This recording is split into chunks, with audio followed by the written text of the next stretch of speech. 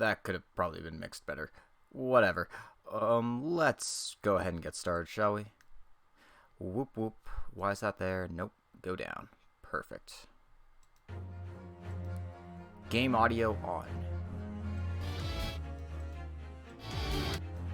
God damn it.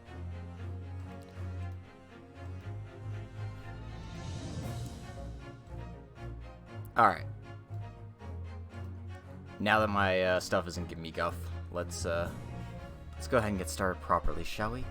Good afternoon, everyone.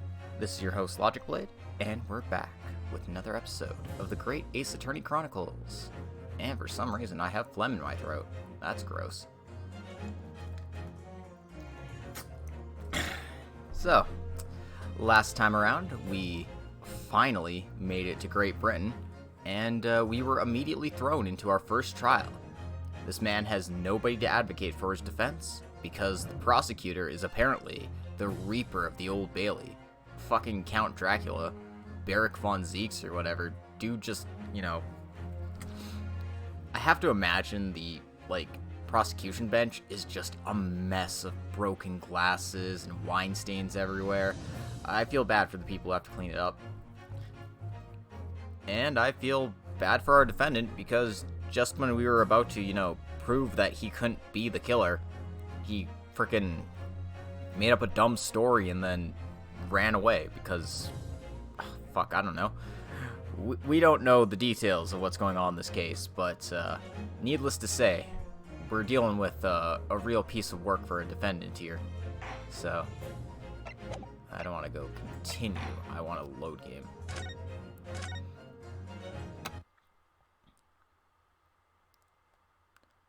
Alright. And, yeah, let's get started, shall we? 18th of February, 12:52 p.m. The Old Bailey Defendant's Antechamber. What on earth just happened in there? Mr. Naruhodo, I've managed to find out what happened. Miss Susato? I was told it was an advanced form of smoke grenade, a type of exploding device that releases smoke. A smoke grenade? It sounds like the sort of thing ninjas use. They're just making sure everything is safe now. I think the trial will start again before long. But who would have done something like that? The police managed to catch someone who was trying to flee the courtroom, apparently. Flee the courtroom? Why? Well, it's a young girl of around 15, I hear. A young girl? Then could it be the other passenger that Mr. McGilded was just talking about? My thoughts exactly. So he wasn't lying. Oh, what's become of Mr. McGilded, actually? There's so many things I need to ask him about, but he's not here. I think he was summoned to the prosecutor's antechamber to answer questions, along with the young girl. Who is she, I wonder? And what was she even doing here at the trial? She was taking a huge risk, and for what possible benefit to herself? There's another matter that's troubling me. What's that? The 20 pence. Oh,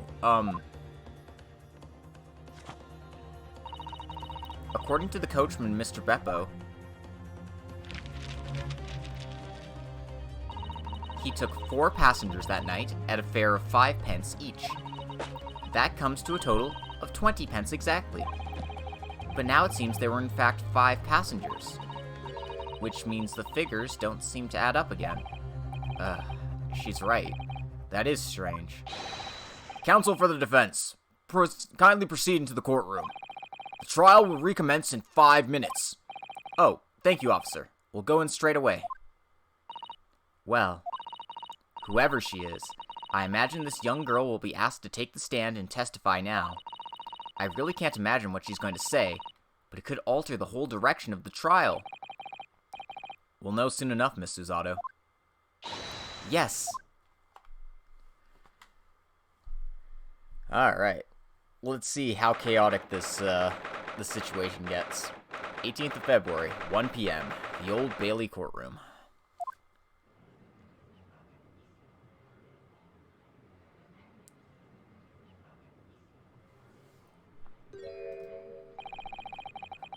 There's the young girl next to Mr. McGilded. Look, She must have been the one who caused the disturbance before. Well, after that rather eventful recess, the court will now resume the trial of Mr. Magnus McGilded. Now then, Lord Van Zieks. My lord, I believe you have established the cause of the smoke which veiled proceedings earlier. Seems to have been an advanced form of smoke grenade, of the sort typically employed by the army. Good gracious, the army? What in the devil's name?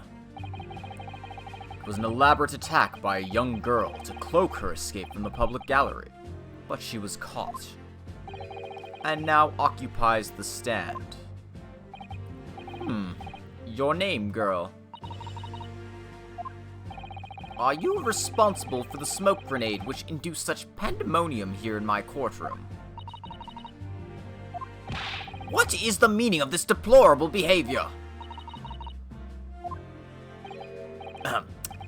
If I may, my lord. Yes, Mr. McGilded? I think perhaps I ought to explain here. Why it is this wee lass here was here in the first place. Why she tried to bolt like that. 'Tis all tied up with the events of that night, so it is.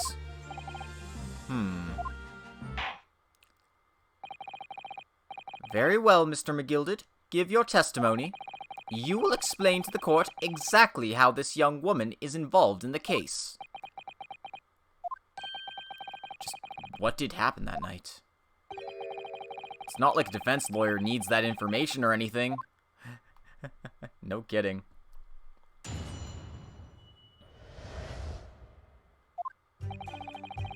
On the night in question, I took the back seat in the omnibus and promptly nodded off. Then begorra, a loud thud and a wee scream woke me up with a fair start. There was a fella collapsed on the floor at my feet, so I sat him up on the seat across from me. Then I turned to find out where that scream had come from. Bless my soul, what did I find? There was a child in there, all coiled up in a ball, hiding her wee self away. Alright, so we need to press some statements, but if the dude was on the floor, there should be blood on the floor. I remain somewhat baffled, I confess, but from what I gather on the night in question, this young girl was indeed riding in the omnibus. Is that correct? 'Tis exactly as the defense counsel said.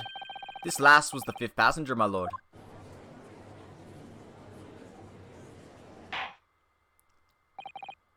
Very well. The defense may now cross-examine the witnesses. Are you ready, counsel?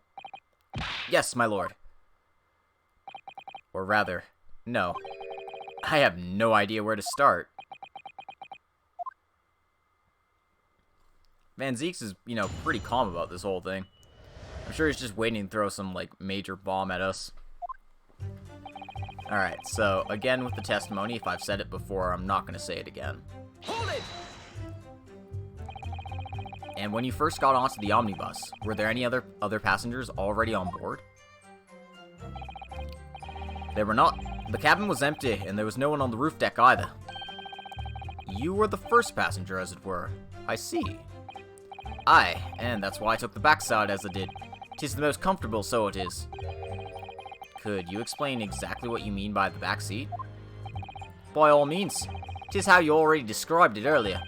I'm talking about the seat opposite the one in which the poor gentleman who was stabbed was sitting. Like I said, 'tis the most comfortable, and where I feel most at ease. And of course, I enjoy gazing through the skylight from time to time as well. That's interesting. Then begorra, a loud thud and a wee scream woke me up with a fair start. Oops, I meant to press that statement. Hold it! A loud thud, you say? And a scream? Aye, that's right. How can I explain it? 'Twas like the sound of someone falling to the ground. That sort of noise. So you think it was the sound of Mr. Mason falling to the floor having been stabbed?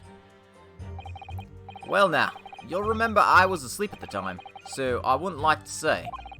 And when the sound woke me up and I opened my eyes, there wasn't a soul to be seen in the carriage but the fellow on the floor.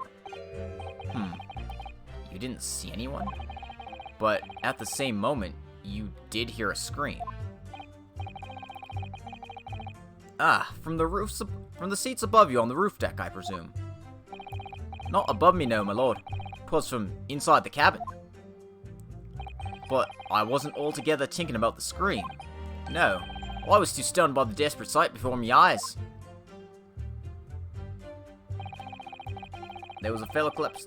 I said that already. Hold it! You sat him up. The victim, you mean? That I did. On the seat across from me, as I said. I could plainly see the poor devil was already gone. And you wouldn't leave a dead man just lying on the floor now, would you? 'Tis common courtesy, so it is. I find that a little hard to believe. Ah, Lord Van Zeeks. Now why would that be? You wake to find a man lying dead at your feet at a carriage. Any normal person would hail the cabman. Any upstanding member of London society, that is. Well now, as you know, I'm in something of a special line of business. The business of lending money at exorbitant rates of interest. Unfortunately, my lord, not everyone is thankful for the help I offer them, and some would even see me dead. So I do try, where at all possible, to avoid getting myself in a tangle with trouble. Are you suggesting you were just gonna leave the man there? Heavens alive, no! I was always intending to report it, so I was. Only, I had a mind to find out the whys and wherefores first. The whys and wherefores? Right you are. There were some details I want to understand before anyone else got to meddling. That wee scream I heard, for example. Wouldn't your good self do just the same? Yes. The scream he says he heard at the same time as the thud of the victim collapsing. Then I turned to find out where that scream had come from. Bless my soul, what did I find? What did you find?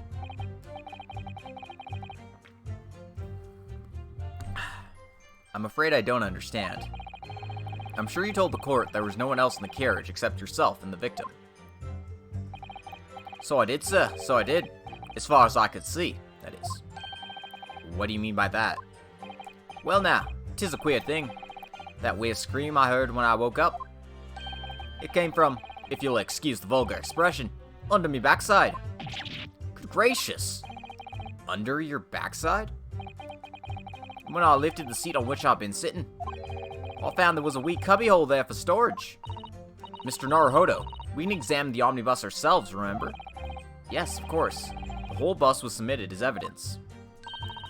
This would be a very good time to have a thorough look around inside. And that's when I found her. Okay, so does this change my... I'm gonna go check my court record right now. I'm going to press the statement and then I'm going to check here. Because I want to see if my evidence changes. I've already explored the omnibus here.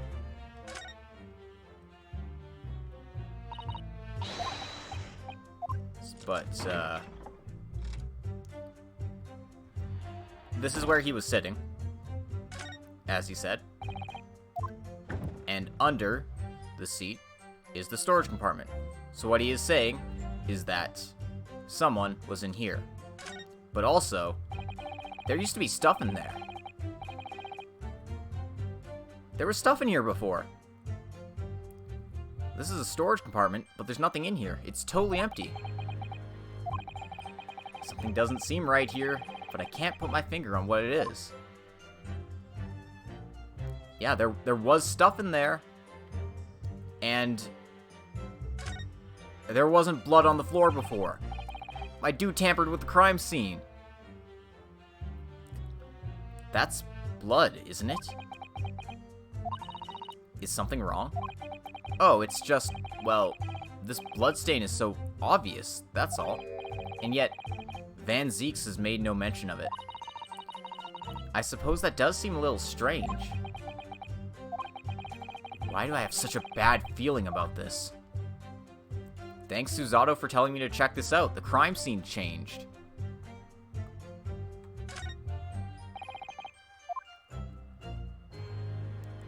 Bruh. Sora, welcome to the stream. Another one.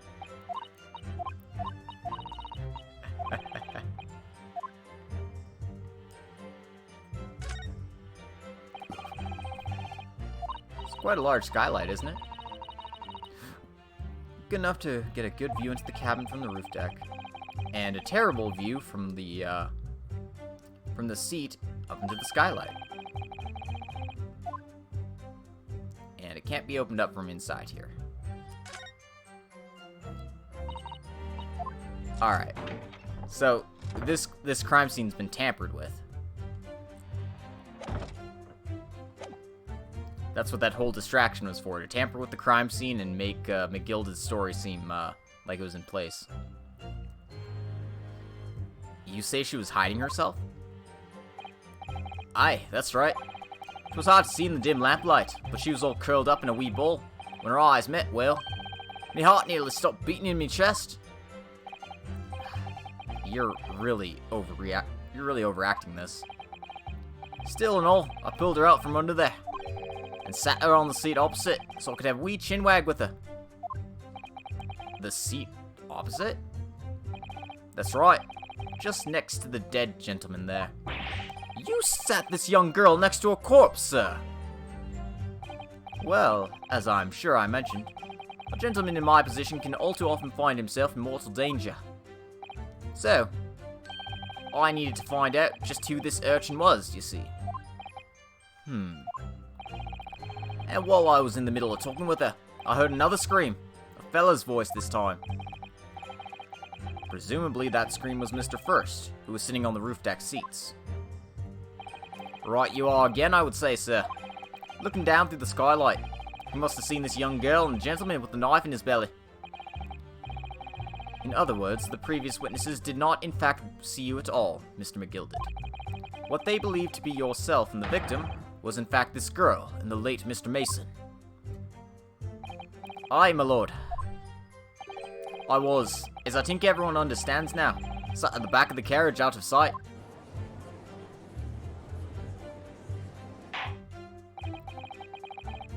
It is certainly plausible.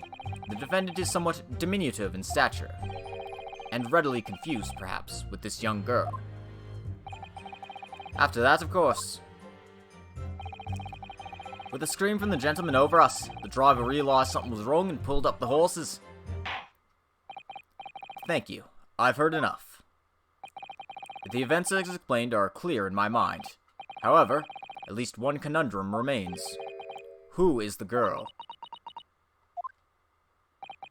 Her name is Gina Lestrade, my lord. She's a chancer, earns a crust among large crowds, relieving people of their purses. What's commonly called a pickpocket. What? This girl here, a petty thief.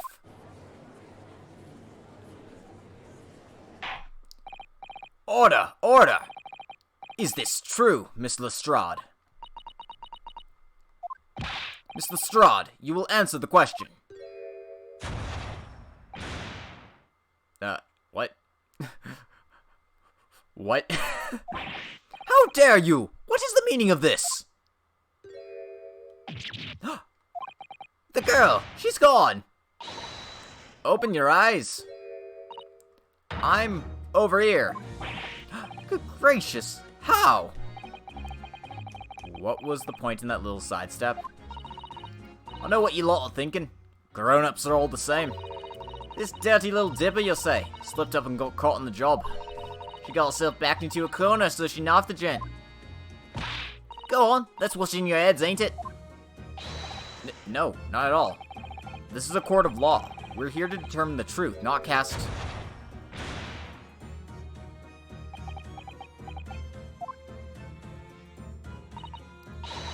Look, knives are for cowards. Only thugs use weapons like that.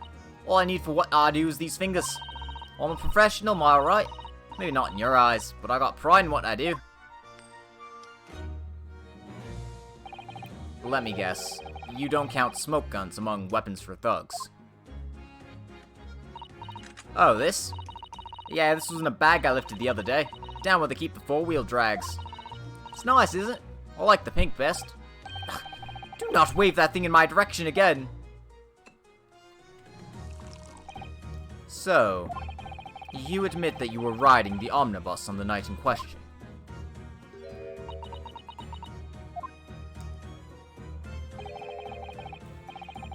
'Tis alright, lass. You can tell them the truth now.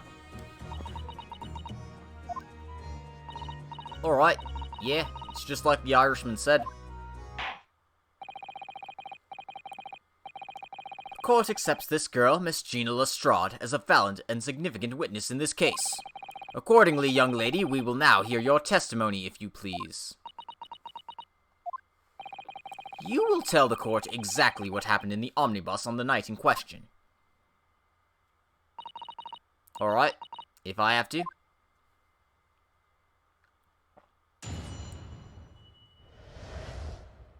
What the girl saw. So I snuck inside the carriage before they hooked up the horses, like always. Well, it was a right old waste of time. I got nothing to show for me troubles that night. I'll tell you, you can't see a blind thing in that hiding place. It's pitch in there. And after a while, I heard this loud bang. Nearly jumped out my skin, I did. And the screen just came out. It's because of that this swell found me. It did help me get away, mind.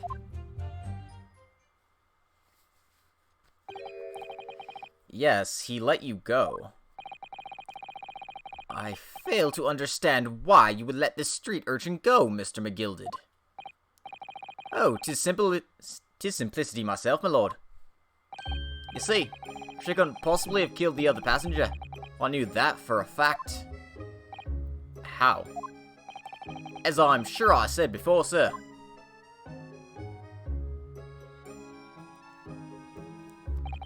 I was sitting right on top of the place where she was hiding herself. I think a demonstration is called for. This is where I sat that night. And the cubbyhole of which you have spoken is underneath the seat, I presume.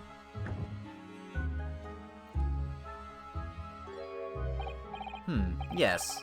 It does appear just large enough to accommodate someone of the girl's stature. Aye, but of course, the wee lass was stuck in there. Because I'd parked myself on the seat for the duration. So you see, that's why I let the lass bolt. I knew that if the police found her there, they'd automatically assume she'd done it. Well, I couldn't live with myself, a young life was ruined, and all the time I knew she was innocent. Even though you must have realized your action would result in your own innocence being called into question. Not at all, my lord, not at all. I knew in my own heart that I was innocent. So I thought, it was worth taking a punt on my own good name for the sake of this less fortunate lass. My goodness! What a perfect gentleman! My lord, this fine example of a man cannot possibly be guilty of a heinous crime like this. I'm ashamed of myself for ever doubting you, sir.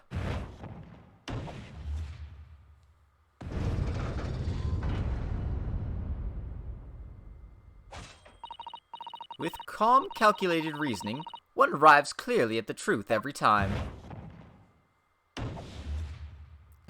Guys. Guys, we can't end the trial here. We don't know the truth of what happened. Saints alive! All 6 members of the jury consensual in their leaning to a verdict of not guilty? Mr. Naruhodo, this, well, it must mean... It must mean what? That we're victorious. We've won? Are you sure? Objection! My dude, take your boots off the table. If the sight of my iron-heeled Wellington offends, pray do forgive the discourtesy.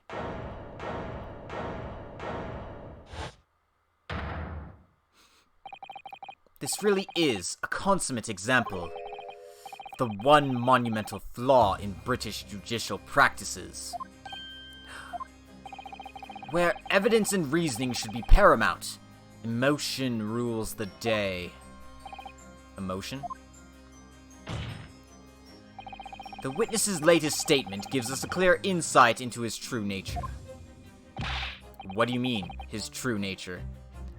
Maybe I should go and voice chat with you to help voice the British characters. Yeah, I'm afraid I don't have enough British accents for all of them. They all just start sounding the same if I keep going up with it. Do you really think Scotland Yard would have made such a glaring omission? After the incident, the omnibus was comprehensively searched by officers of the police.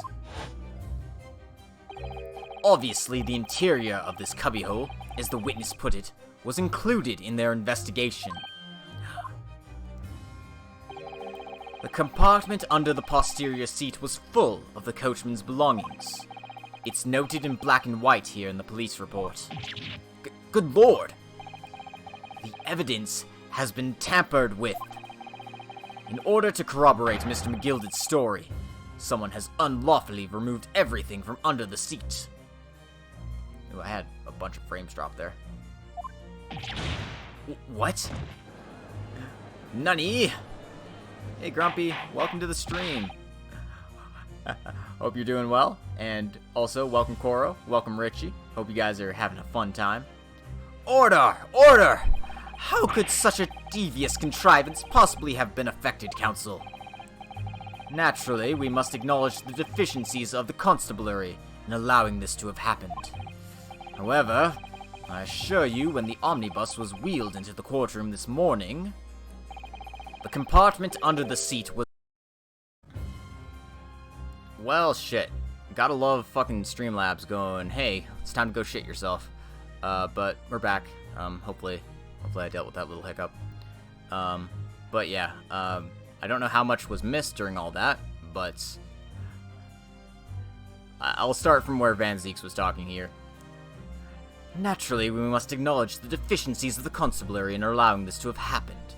However, I assure you, when the omnibus was wheeled into the courtroom this morning, the compartment under the seat was not empty. Well, my Nipponese friend? Me? When the carriage was submitted as evidence, doubtless you examined it in fine detail, as would any self-respecting practitioner of the law. Pray, what did you find the condition of the underseat compartment to be? And then, this line clicked through before, and then it immediately died, so... Oh, to be sure, this young gentleman will be able to clear this up in a jiffy. Sorry?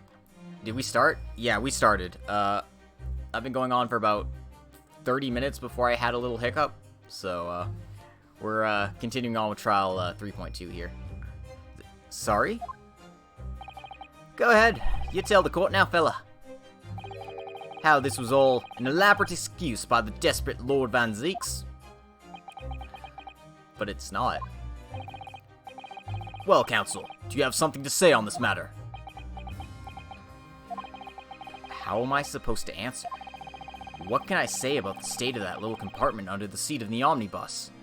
Well, I did look, and it wasn't empty. I really don't know if giving this answer is helping my cause as counsel for the defense. But, as far as I remember at least, when I first examined the compartment, I'm fairly certain there were a number of articles inside it, yes. Are you sure, counsel? Be whist. What are you saying now, you daft da? I thought you were on my side here.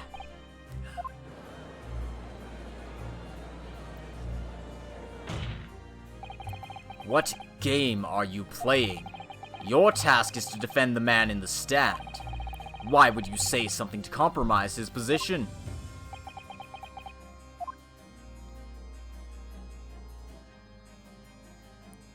Who's the kid, and why were they in the compartment? They're a pickpocket. We don't know the whys that they were in the compartment. They've been very sketchy on that. But they were hiding in the compartment the whole time. So, at least according to McGildered's story. However, the crime scene has been tampered with, so we don't know how much we can trust. As the advocate for the defense in this trial, I confess I'm still not entirely sure where I stand, but it seems to me that I should state what facts I do know as clearly and honestly as possible.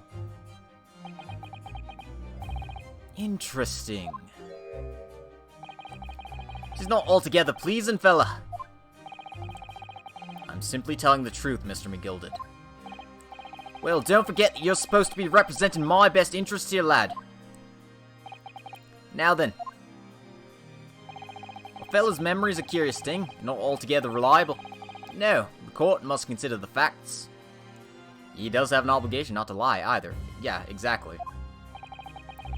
That there cubbyhole under the seat is as empty as the devil's heart, so it is.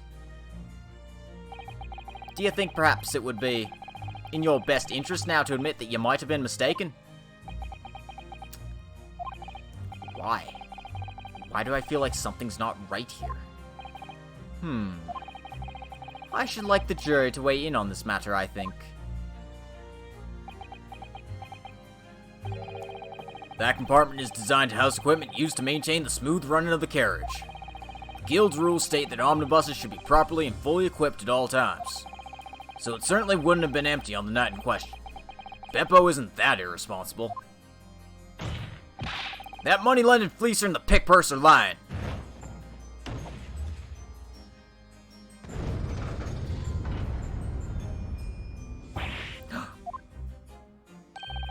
I can't believe I was nearly taken in.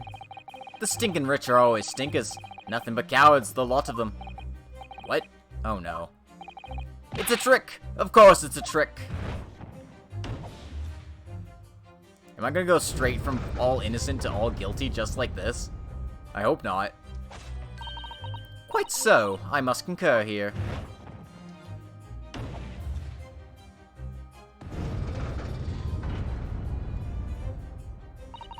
With calm, calculated reasoning, one arrives clearly at the truth every time.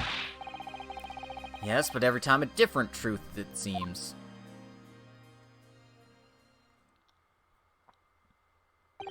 My lord, I humbly exhibit the scales of justice. Clearly, a verdict of not guilty at this time would be wholly inappropriate. Thank you, counsel.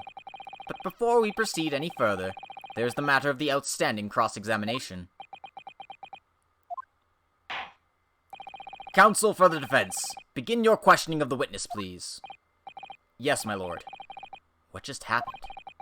The whole balance of the trial just shifted, almost beyond recognition. The Reaper of the Bailey is at work, it would seem.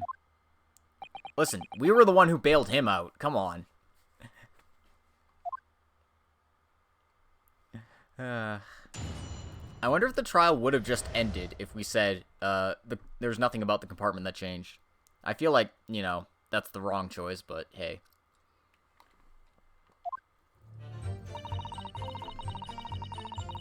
So I snuck inside the carriage before they hooked up the horses, just like always. Hold it! So, you were already in the omnibus before it even set off on its run? Well, yeah. I mean, what's the point of spending a Joe to make a few bob, eh? That's a rum idea, innit? I'm sorry, what? Nah, the Reaper probably would have intervened and screwed you for lying. Yeah, I almost guarantee so, because that's not the only discrepancy at that crime scene right now. There's also a huge blood stain on the floor that wasn't there before. I suppose she means there's no point spending money to make money. It actually makes sense. Counsel, may I remind you that this girl is a petty thief. Kindly refrain from entertaining her tenants. Well, that does clear up the little mystery of the fares and all. 4 paying passengers at 5 pence apiece, making the 20 to which the cabman testified. And 1 little scapegrace riding for free. The red conch of a driver always goes for some grub before his last run, you see. That's when I slip into the carriage and get myself in under the seat. Nice and easy, right? But your hiding place is a storage compartment. Full of equipment for the coach, no?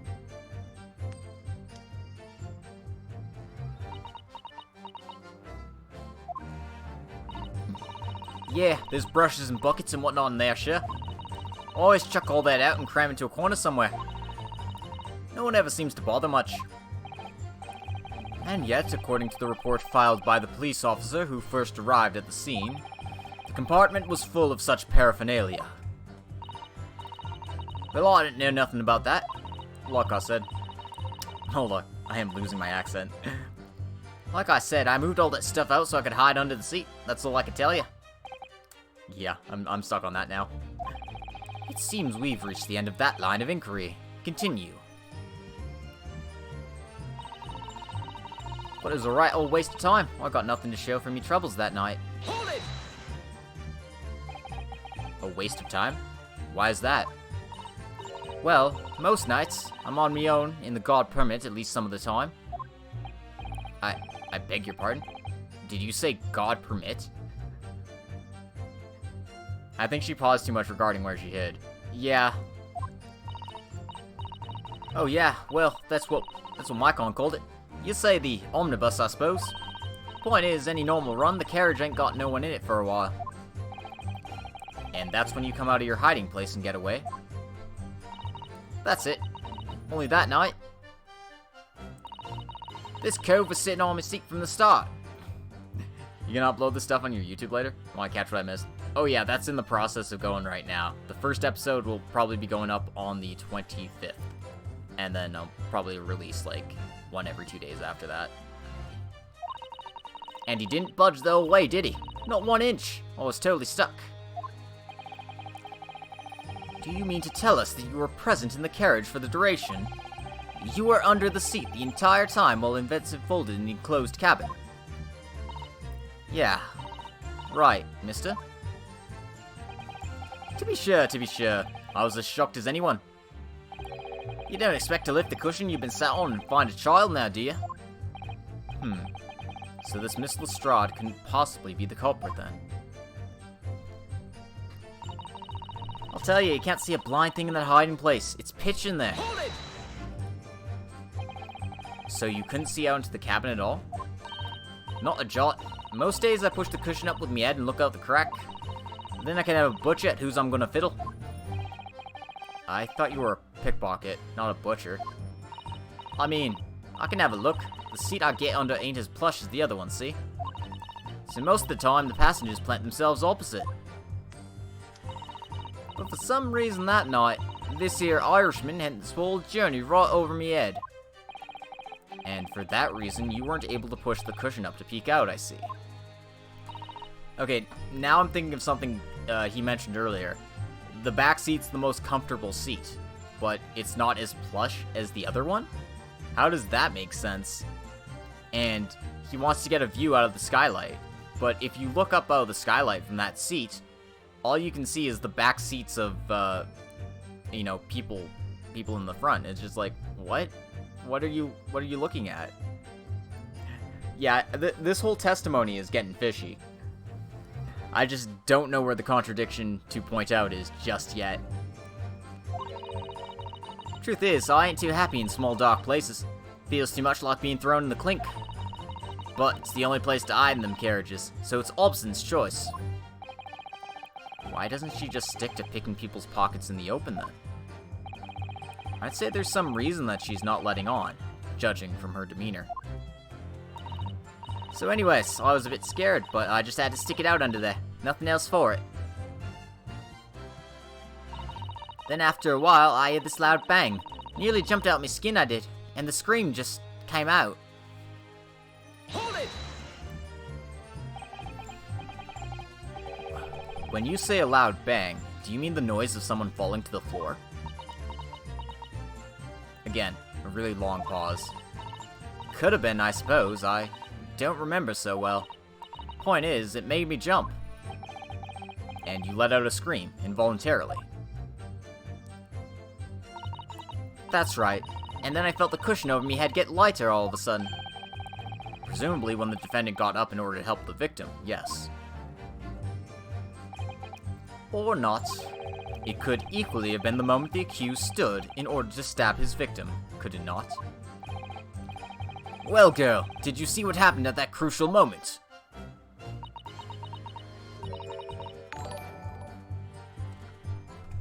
Oh, Rylac, thank you very much for the follow. Welcome to the stream. I didn't mean to pause that.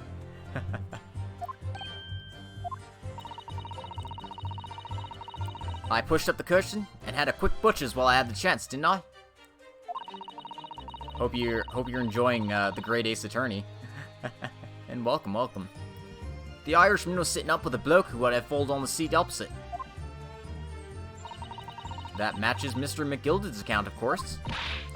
But then, the fella suddenly turns around and looks right at me. I sunk back down again, but it was too late by then. I should have never risked looking. It's because of that this swell found me. He had helped me get away, mind. Hold it! And when Mr. McGilda discovered you, he pulled you out from your hiding place? I was scared stiff, I was. He dragged me out and set me on the seat and all. Next to the victim, Mr. Mason? Yeah, the bloke had a knife in his guts. He was still bleeding. Then the carriage lurched a bit and he ended up falling onto me. Ugh, how awful. Both my hands got covered in blood. Made me feel sick as a dog. Both her hands covered in blood? That must be what the rooftop passengers saw. After that, I believe you talked with Mr. McGilda for a while. Is that correct? He asked me some stuff. Wanted to know me name and what I was up to in that. Then I heard something from up above. Someone screamed. Yes, Mr. First on the roof deck, one would presume. Well, I didn't want no one seeing me face, so I didn't look up. Then the horses were drawn up smartish, and this here Irishman says to me, "Get back under the seat. I'll see that you can get away later." All 6 members of the jury had decided the defendant was innocent. For one brief shining moment, yes. It's clear that they're all still very unsure. If we could just find some conclusive piece of evidence among this new testimony, I'm sure we could clinch the verdict we want. Yes, I think you're right. Now I have this niggling feeling. Something's bothering me, but I just can't quite put my finger on it. Alright. Yeah, I'm not quite sure what I'm supposed to present here. So, she's inside the carriage. Nothing show from trouble, I don't think that's it. Can't see anything in that hiding place. Yeah, that seems fine. What could this bang be?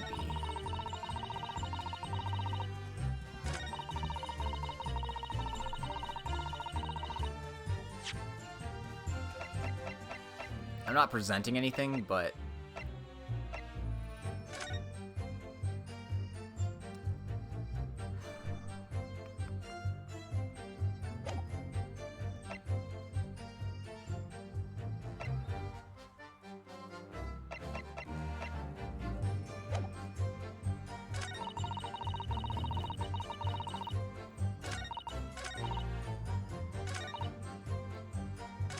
I have no idea what I'm supposed to do here. Hold it! I'm gonna press the statement again, see if I hear anything else new. Maybe I have to pursue something. But Mr. McGilda is not reacting. At all. Like, I'm not scrolling to him all the time because I can see him on the screen. Redeem force to save. The nice thing about this game is that you can just force saves whenever. Alright. Feel the cushion over my head get lighter all of a sudden.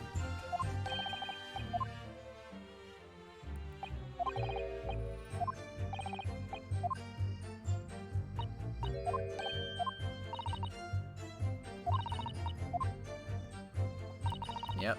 Matches its count. Turns around, looks at me. Sunk back down. Too late again.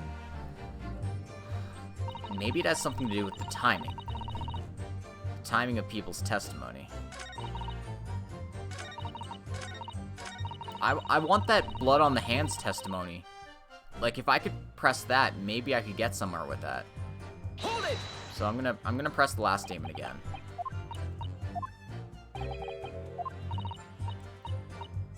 He's still bleeding. Carrot lurched a bit. He fell onto her.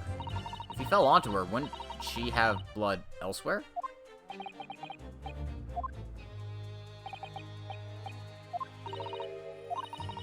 How did he find the opportunity to talk to her when they, like, went to check the seats immediately when they stopped? What?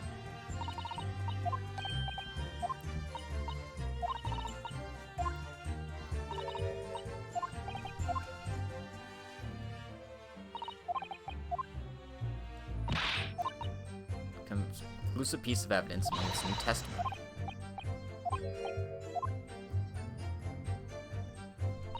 Alright. Well, she paused on this statement.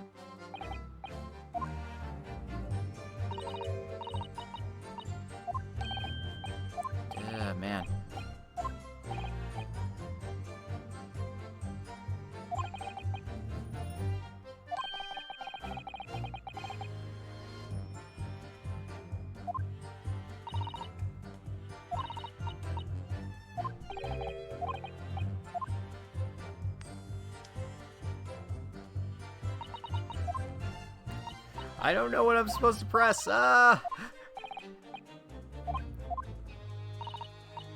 I don't know nothing about that.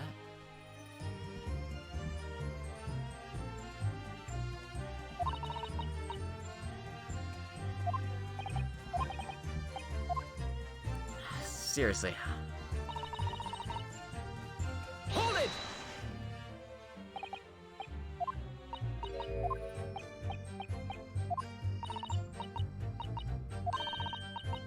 I know I'm running the carriage and got no one in it for a while.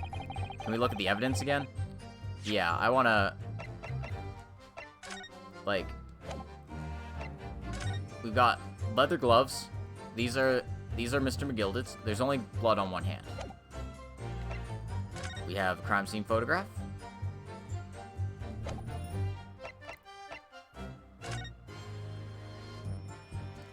Yeah, I want to present the carriage somewhere, but I don't know where I'm supposed to present the carriage. That part is the sheath, isn't it? Oh, did I not examine the murder weapon? I never examined the murder weapon. Let me just take a look at this. Those don't seem like the words of a man with a large katana slung from his waist. It's not a blade. That's Kazuma's soul. Anyway, there's no sense in delaying it. Let's see what the blade looks like.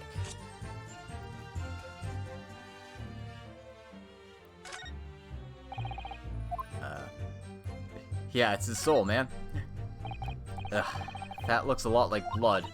It surely is blood. The victim's. An Englishman's blood looks a lot like a Japanese man's blood. Do you think it wouldn't? Sorry, it's just that we've only just arrived here in Great Britain. I'm finding it a little hard to adjust. Yes, I do understand.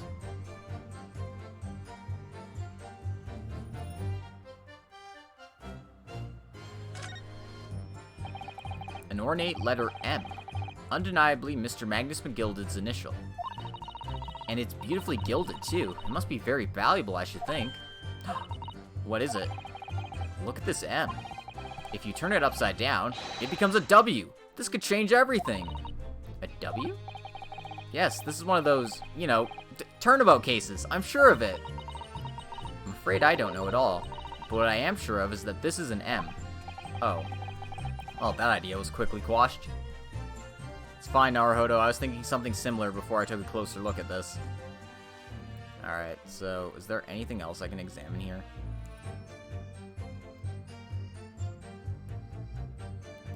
References. It does not look like it.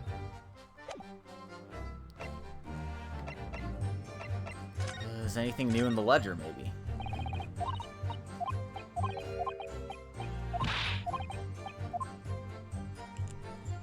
I know we found Bruce Fairplay's name in here, but maybe someone else's name is going to be in here? No.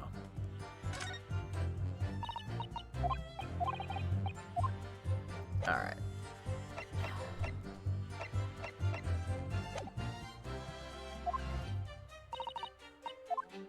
That's it. Only that night, this cove sat on my seat from the start, and he didn't budge the whole way.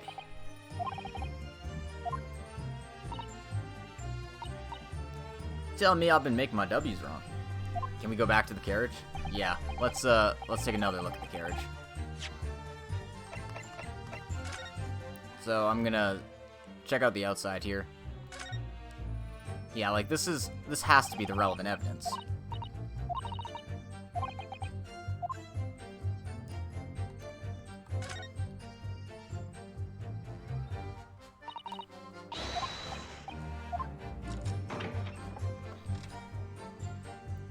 So you notice that this bloodstain wasn't here before. It's obviously fresher than this one. But again, it's not like I have an opportunity to present anything about this. This bloodstain is so obvious, and yet Van Zieks has made no mention of it.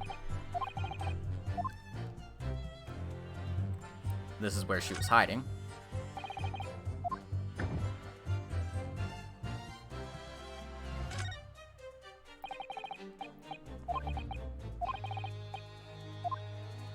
This used to have stuff in here, but apparently it doesn't anymore.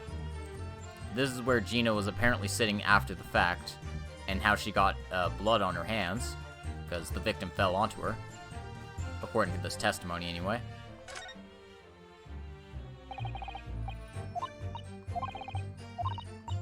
But how would she get... I don't...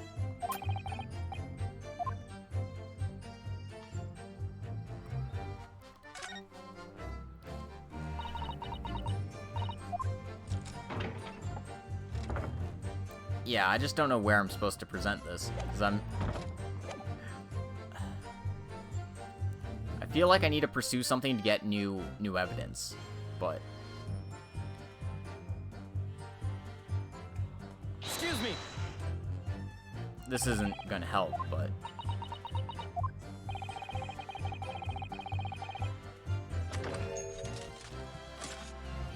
This is pretty funny. Oh no. No, it seems not. Forget I asked. Hold it!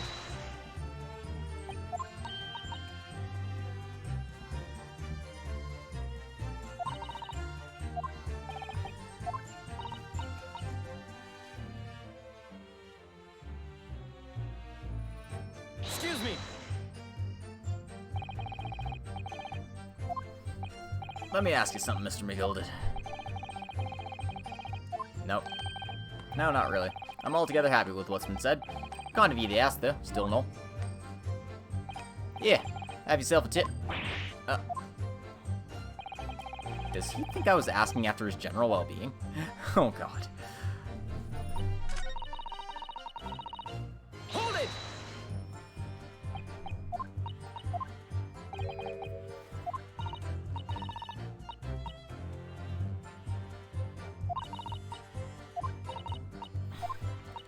I don't know what to press. I don't know what to press. Ah! God damn it. Alright. Well, I'm just gonna save and I'm gonna present the carriage at every statement. Definitely not the best way to do it, but...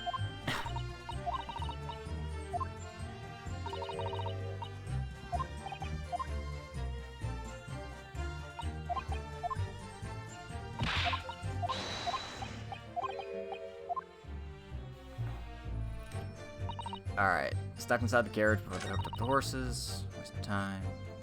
Troubles. Let's see one thing. It's pitching there. Air lock bang. Alright.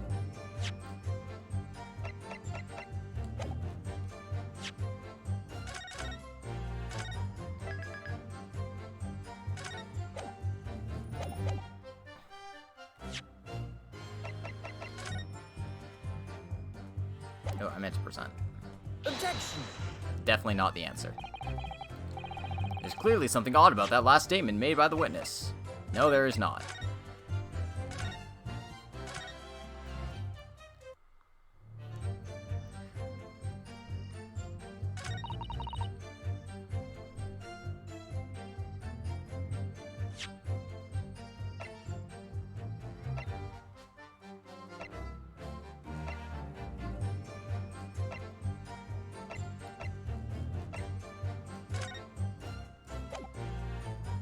Objection!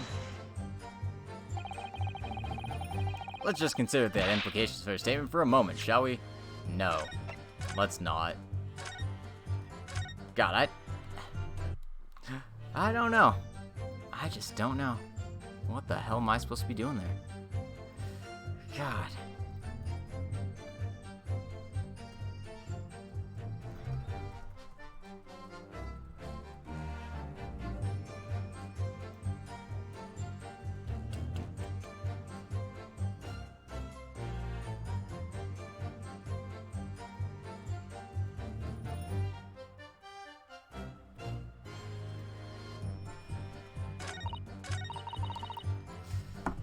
Hold it!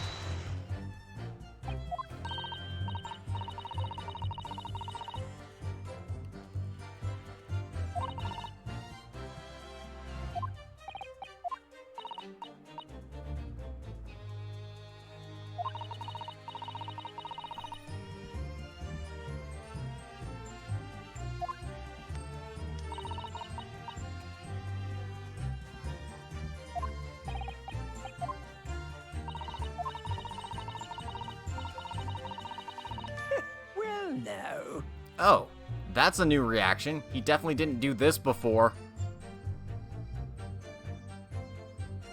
He definitely didn't do that before. Okay. Excuse me. God damn it, game. Is something wrong, Mr. McGilded? Yeah, he definitely did not do that last time. I didn't realize I'd have to press the statement multiple times to get this reaction. That's kind of annoying. That's kind of dumb. Oh, I do apologize. Was there something the matter, Council?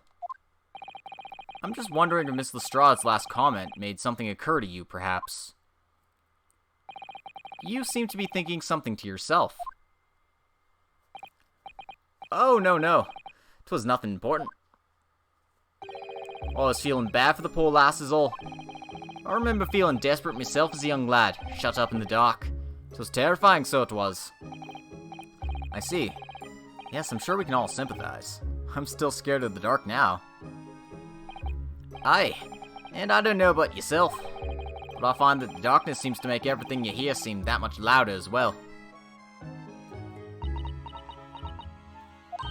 Yeah. I suppose it does. Maybe. Miss Lestrade, did you hear something that night? Anything? An unusual noise, perhaps?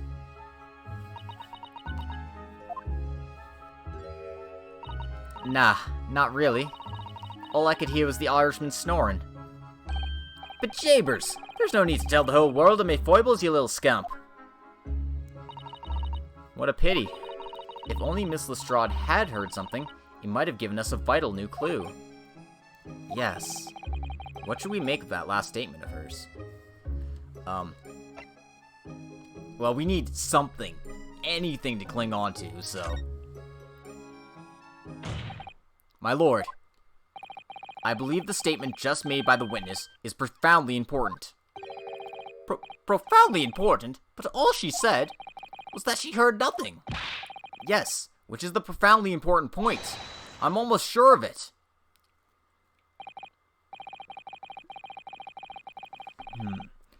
I'm almost sure that I don't understand the inner workings of your Eastern Mind Council. Nevertheless, Miss Gina Lestrade, you will supplement your formal testimony by repeating that last statement, please. Yeah, what about the bang?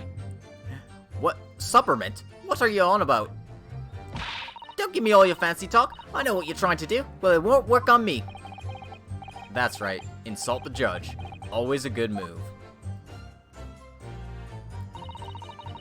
I was straining my ears to work out what was going on, but all I could hear was snoring. Alright, so let's press the statement and see if we can learn some more about it. So you were straining to hear what was happening the entire time? Since the moment you hid yourself? Not exactly, no. Sorry? Well, there was no one in the cabin to start with. Or I could just push the cushion up and have a butcher's to see what's what. But then, when I saw this swell getting on, I got me head down so he didn't notice me. And Mr. McGilded sat on the seat under which you were hiding, correct? Yeah! Would you Adam and Eve it, eh? What a mug! So then all I could do was listen. I was waiting to jump out there as soon as I heard him leave, see? But would he? Not likely. Even though we stopped here and there, I never heard the door open. So I just had to stay put and listen to him driving his pigs to market, snoring like an old dog he was.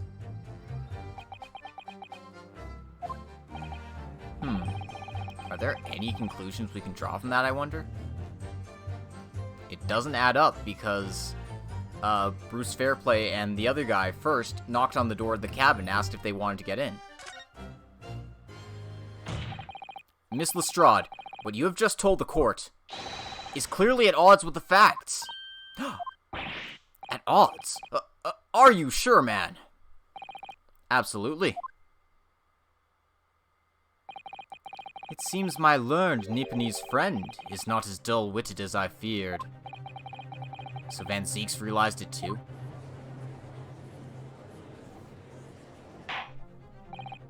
Counsel! I must insist that you bolster your claim with evidence, or some complicit party's name at the very least. Yes, my lord. Van Zieks stealing all the credit. Hey, man, that's what the British do. I expect you to demonstrate this alleged contradiction to the court. According to Miss Lestrade, whilst she was hiding in the omnibus that night, she heard nothing but the sound of Mr. McGilda's snoring. But think, Ryunosuke, think! There's something else she should have heard. Yeah, I'm gonna bring up the profiles. We're gonna save first, but I'm almost certain I can bring up either fair play or first, and it should be fine. Very well, my lord. Allow me to elaborate on a particular sound that Miss Lestrade could not have failed to hear on the night in question. The sound very clearly explained by the presence of the following person.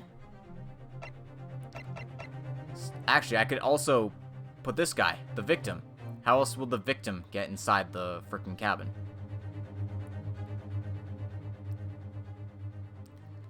So, I'm gonna save again. Actually, no, I'm not.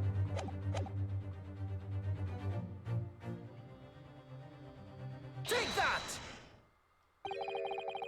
Thrice-fired mason? Yes, my lord. The sound that Miss Lestrade cannot have failed to hear is that of the victim, Mr. Mason, boarding the omnibus. Order! Order! Explain your reasoning, counsel. Miss Lestrade, allow me to confirm something. You claimed earlier that you were the first person on board the omnibus. Is that correct? Yeah, of course I was. I got on while the driver was in the pub, didn't I? And the next person to board the omnibus was Mr. McGilded? That it was. Not a soul was in the cabin when I climbed aboard. At least, not in plain sight. So you were, to all intents and purposes, alone in the enclosed cabin of the omnibus at that time. Did I not just say as much? I wasn't traveling with anyone else, if that's what you mean. Yeah, I saw him get on, remember? Through the crack under the seat cushion. He was on his own for sure. And from what we've heard, the carriage made a number of stops after that on its onward journey. During which time, did you not hear the door opening or closing at all? Nah, I never heard it. That's exactly what I was listening for, weren't it? Waiting for this swell to leave. In which case, when and how did the victim end up in the carriage? We know that the victim collapsed inside the enclosed cabin of the omnibus. Therefore, Miss Lestrade's statement about what she did, or did not hear, is at odds with the facts. Lol, the judge's wig. Yep. Yes, this petty thief's statement was clearly flawed. Lord Van Zeeks! Yes, he knew. He knew all too well that there was an inconsistency in Miss Lestrade's statement. Oh, it would seem words of thanks are in order for my learned friend. What are you talking about? You have demonstrated matters impeccably. This witness and her colorful statements are entirely unreliable. Her words are convenient untruths, nothing more. He's dead right. How could the victim possibly not have boarded the omnibus? That makes no sense whatsoever. And this girl is a pickpocket. Let's not forget that. Lady, no.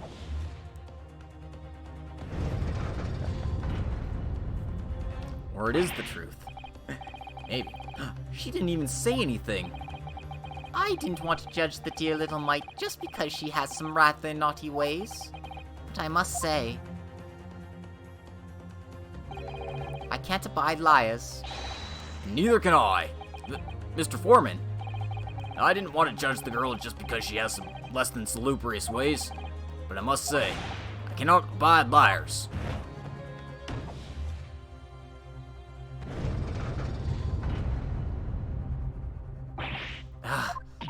Mr. Naruhodo, that's 5 jury members leaning towards guilty.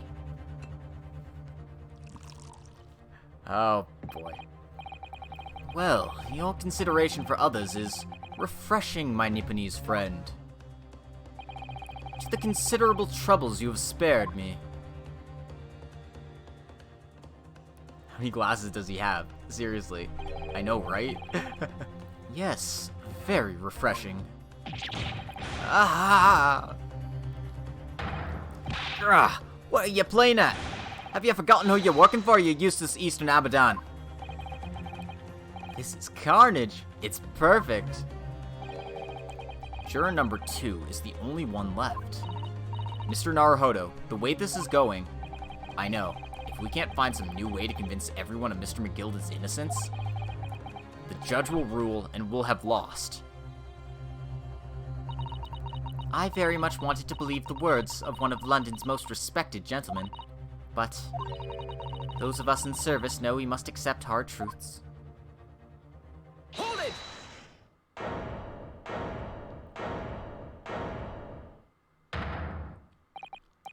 Yes, the witness's last statement seems to have revealed a critical inconsistency in her story. However, if we consider the possibility that her statement is in fact the truth, it may shed an entirely new light on this whole case. What are you saying? Counsel! I'm sorry, sir? Whatever do you mean? Counsel, I will not tolerate you attempting to prorogue my education. Explain yourself at once. When the accused boarded the omnibus on the night in question, the victim was nowhere to be seen. Subsequently, the carriage door was not heard opening a single time, as testified by the witness in the stand. Yet the victim's body was found inside the carriage. If this petty thief's words are to be believed, how do you explain the victim's miraculous appearance inside the cabin of the omnibus?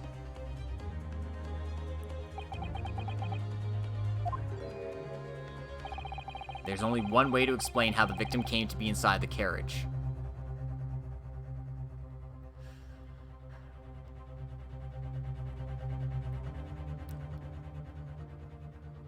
I'm pretty sure he was in there already. Of these choices, I'm pretty sure he was in there already.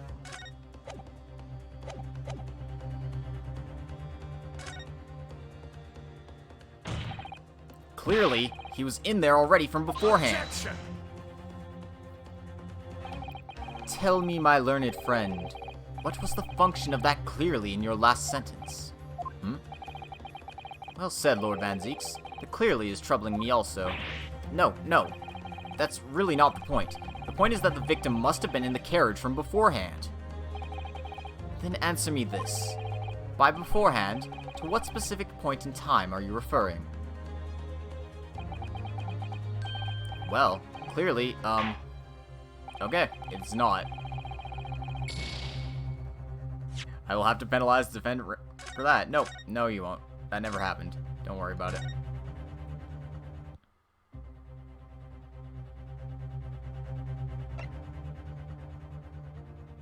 Time travel. There's another entrance. If the door wasn't opened even once, the only explanation is that the victim entered the enclosed cabin some other way. Objection! I wondered what new fantasy you would come up with in your blind panic. But behold, the omnibus is here for all to see. Only one side of the enclosed cabin is furnished with a door. The other has only windows. Fixed windows, which cannot possibly open. In short, there's no entrance to the cabin other than the door. Objection! But there could be. There's one possibility you haven't considered. Oh, really? Yes, one other way inside that isn't the door. Another opening, the use of which allowed the victim to appear inside the enclosed cabin. Alright, counsel. The defense will identify the location for the court. Here is the omnibus on which the incident occurred. Where on earth is this entrance by which you propose the victim entered the cabin?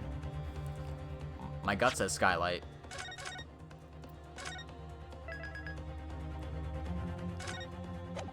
Yeah, it's either directly underneath, or it's the skylight. And the skylight makes more sense to me. Take that! The answer is obvious. It can have only been the skylight. I say, the skylight. Objection! Your ludicrous proposal almost has me lost for words. However, Objection! the skylight may very well be large enough for someone to pass through. Objection! So you claim, but do you have a shred of evidence to support your addle-brained theory? Both Mr. McGilded and Miss Lestrade said the same in their testimonies. They each claimed to have heard a loud thud, such as the noise made by someone falling to the floor. Yes, which has already been explained, as the sound of the victim falling from his seat having been assaulted with the dagger. Yes, it has, but would a man slipping from the seat onto the floor really have made such a loud noise as the witnesses describe? A noise loud enough to cause Miss Lestrade to let out an involuntary cry, in fact. Good gracious! Perhaps, in fact, that was the moment that the victim made his entrance into the cabin. No, let me rephrase that. The victim didn't enter the cabin as such. He fell into it. Objection! Right, McGilded was asleep, so he wouldn't have seen it. Yep. You're now suggesting that the victim fell from the skylight into the cabin. That's simply impossible. How can you be so sure? Because if the victim had fallen inside through the skylight, as you say, the passengers on the roof deck would have seen it happen.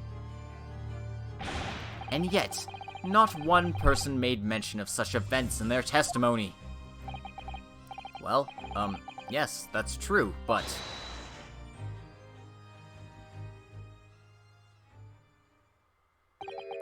Mighty humble fella, make a wee comment here. Mr. McGilded? To be sure now, the two fellows who were sat on the roof that testified afore said nothing of the victim falling through the skylight. But it seems to me, my lord, that 'tis not so much a case of them not saying, but... Aye. 'Tis a case of them being unable to say. What? I think perhaps the two fellas do be having something of a compelling reason not to be mentioning what happened. Would yous not agree, fine ladies and gentlemen of the jury? Oh my goodness, surely not. Those two chaps on the roof. You mean, the ones who stuck that knife in the man were... Ooh, blackmail.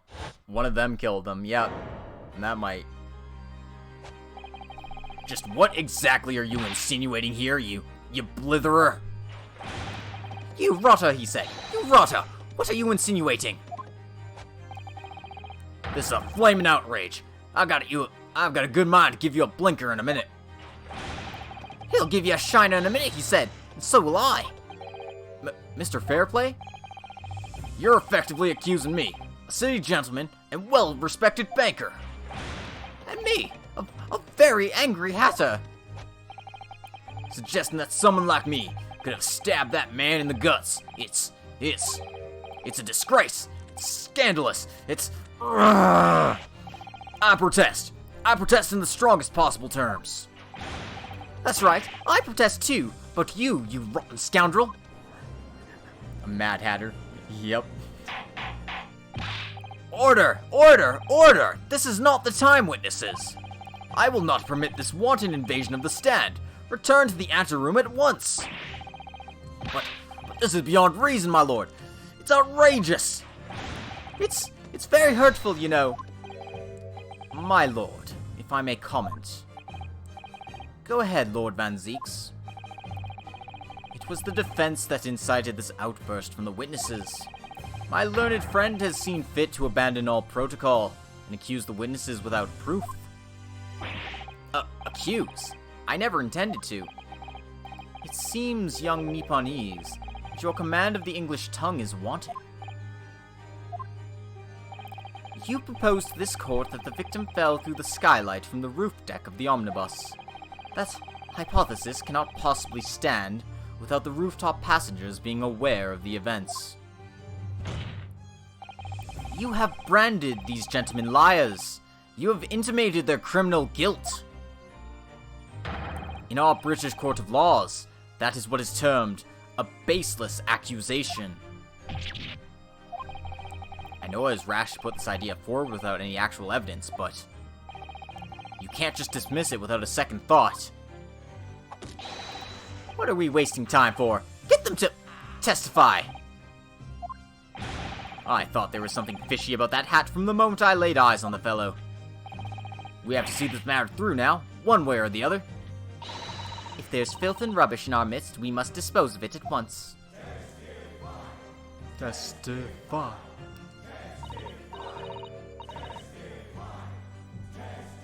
What's happening, Mr. Naruhodo? The spectators in the public gallery they're in a complete frenzy. Mr. Fairplay and Mr. First. My lord? You will take the stand again and make another formal testimony in reference to the indictment brought by the defense. Yes, my lord. I didn't come here for this. Mr. McGilded's having a good time. There's no time to think this through. All I can do...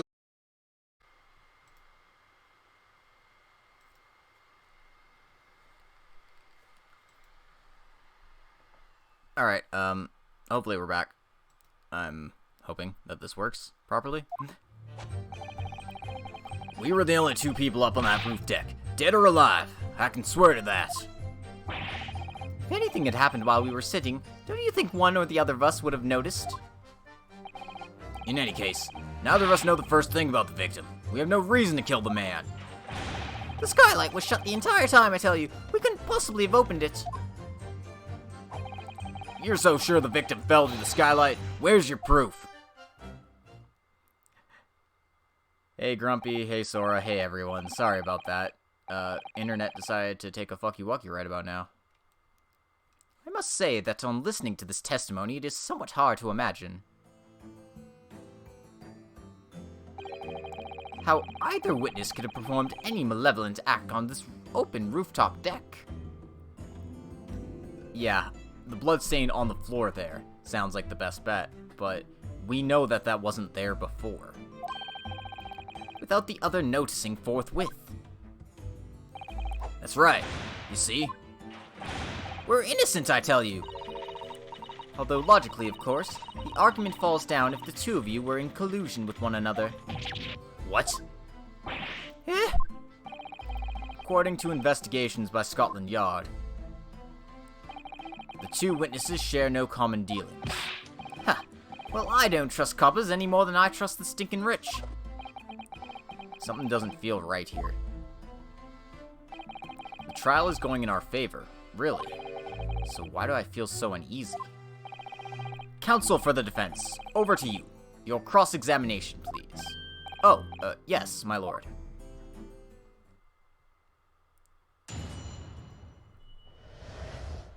Refuting the accusation. Let's go. Hold it! So at no time did the victim, Mr. Mason, climb up to join you on the roof deck? Absolutely not. Dickon. No question about it, he said. None at all. Oh, but yes. Of course. I remember seeing them both.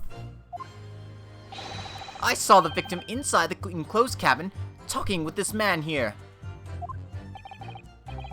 Is this true, Mr. McGilded?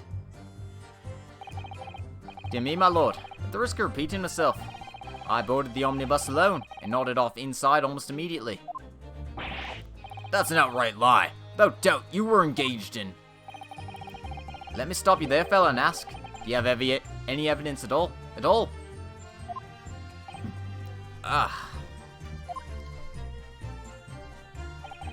Tis all about evidence in the courts these days, so it is. You did well to remember that. Ugh! I saw you with my own eyes! This is going so well. Oh, it's definitely first then. If anything had happened where we were sitting, do you think one or the other of us would have noticed? Oops. I meant to press that statement.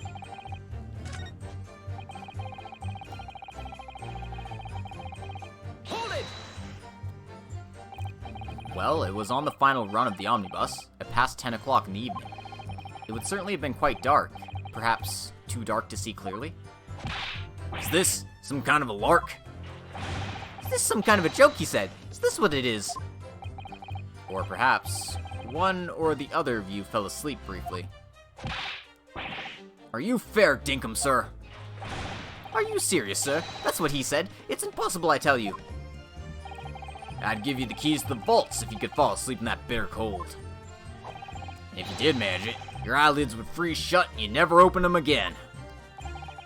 That's extreme. It was extreme, I tell you. We had to put up with this because this man had locked the door. Any true gent would have unlocked it and let me in when I knocked. I'm dreadfully sorry about that, young fella. But you see, I was away at the fairs and I didn't hear you at all.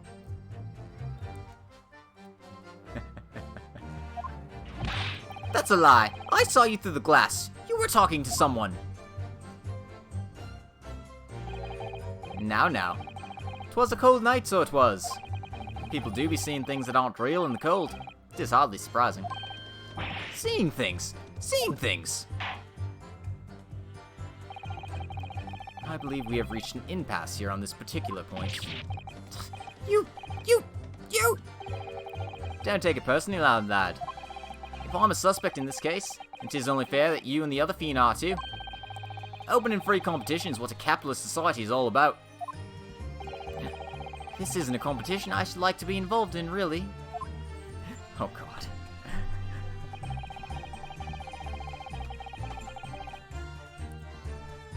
In any case, neither of us know the first thing about the victim. We have no reason to kill the man. Hold it!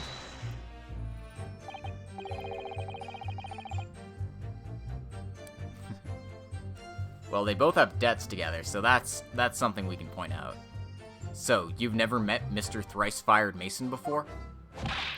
Oh, lummy no. Not once. Never. He'd never met the man before, he said. Never! And you, Mr. First, had no prior dealings with the victim either. That's right, sir. Hatters don't have much to do with brickmakers, to be perfectly honest, sir. No, I imagine not.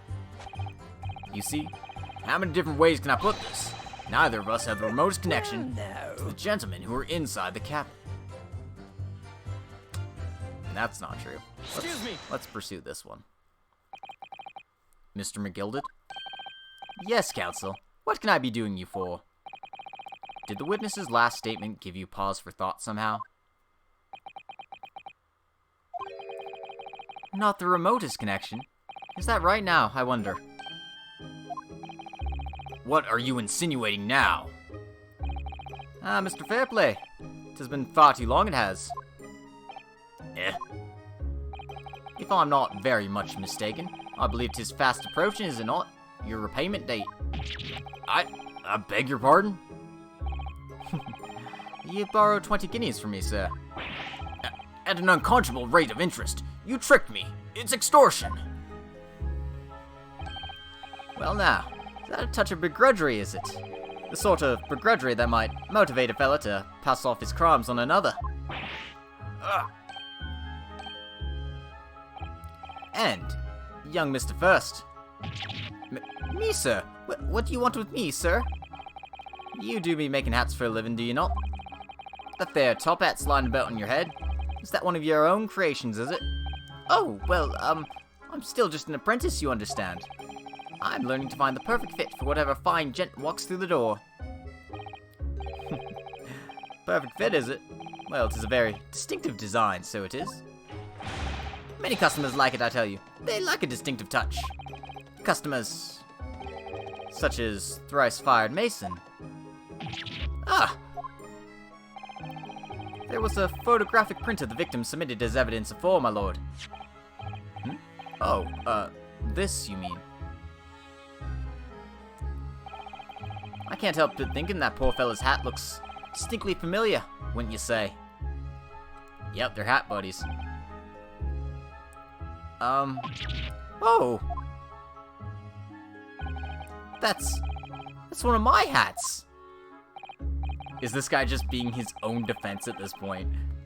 Oh, it certainly feels like it. He's definitely, like, steering this case exactly where he wants it to go.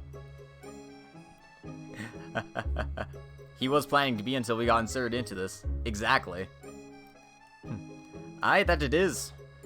So it seemed that Brickmaker was a customer of yours. The sort of customer, I wager, you could have had a wee quarrel with over the distinctiveness of the goods. Oh, no, sir. Absolutely not, sir. Well, there's really nothing more to add. It wouldn't be right to say that the two fellas here haven't the remotest connection to the victim, you see. I rest my case. You little weasel! Ugh. He's better at this than I am. Gosh, Mr. McGilded has certainly been thorough in his research, hasn't he? Please, don't let me little interruption hold up the proceedings. Achievement unlocked. Hat Hunter. The skylight was shut the entire time, I tell you. We couldn't possibly have opened it.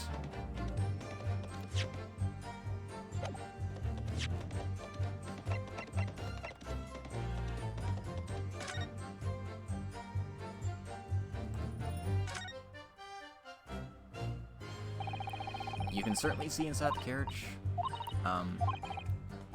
Let me inspect the handle up there, right?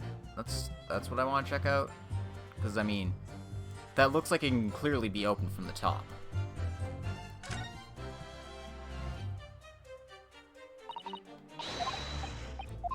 I mean, I swear it's unopenable from the bottom.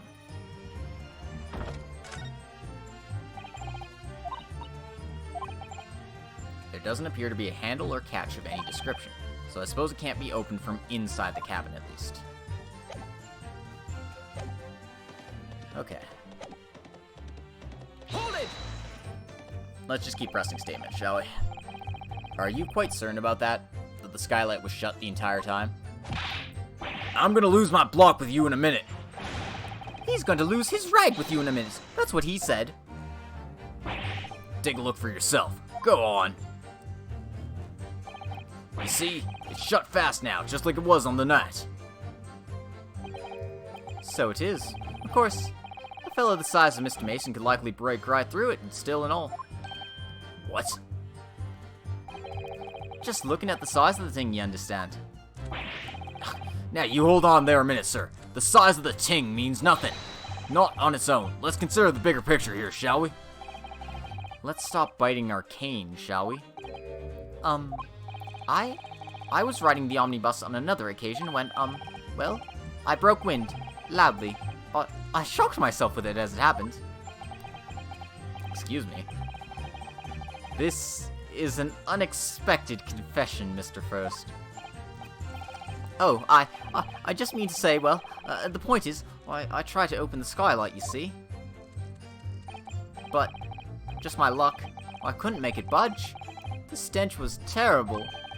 Everyone was looking daggers at me, sir. I went red as rouge, I did. Are you expecting me to sentence you?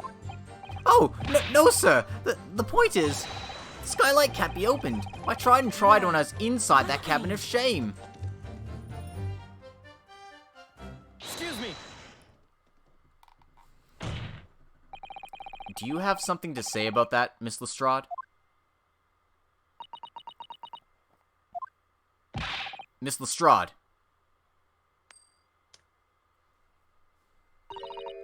It opens. The skylight. That is what we're talking about, right?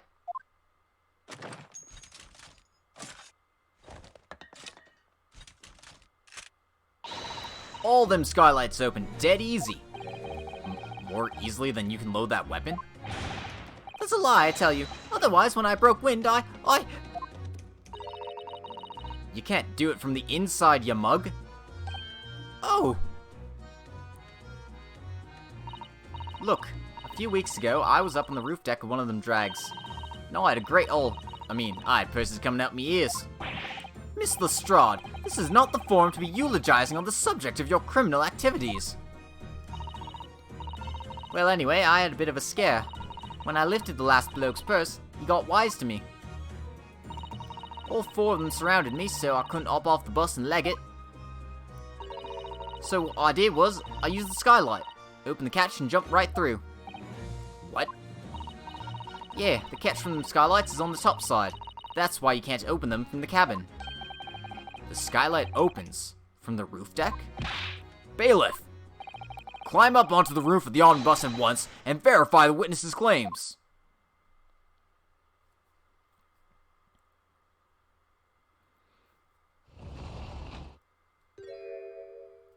Yep. Oh, my hat!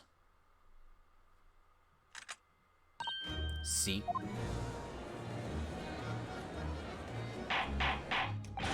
Order! Order! Order! So it appears this street girl's statement is quite true. I don't believe it. The skylight opens, and from the roof deck. Mr. Naruhodo, this could be the clue we've been looking for.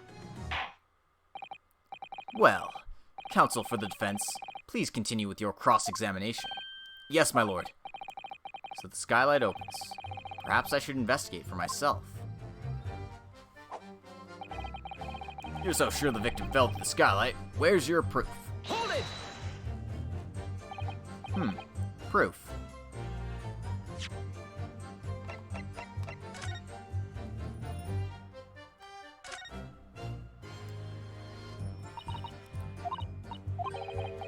Alright.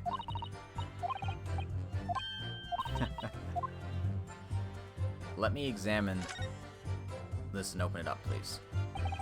So the skylight was fastened shut before. But now the catch has been undone, so we should be able to open it.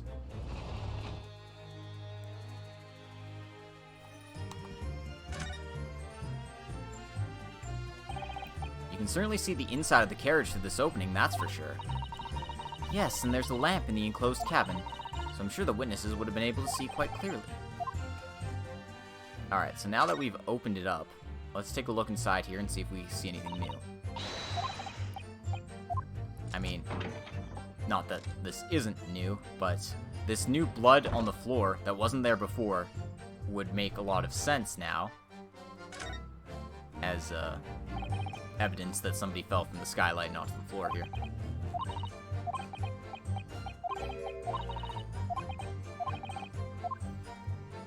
This is clearly doctored evidence.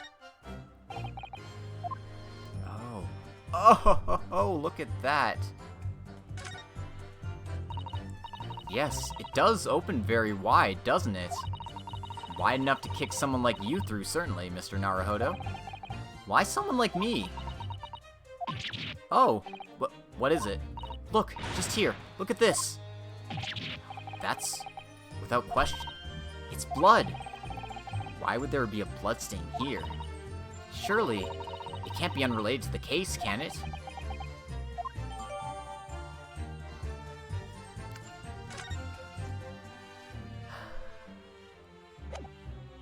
Yep. This is one hell of a plant job.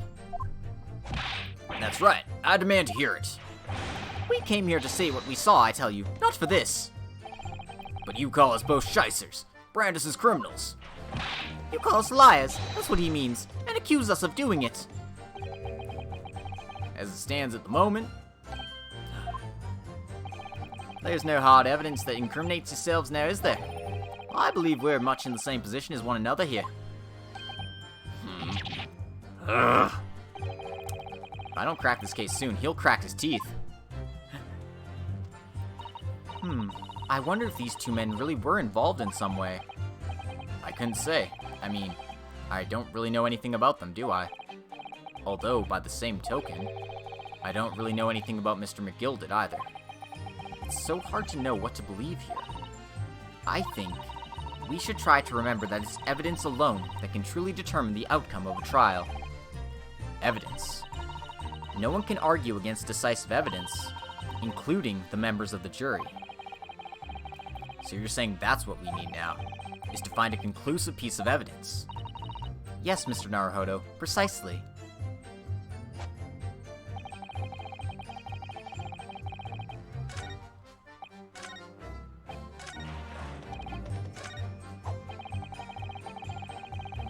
Alright.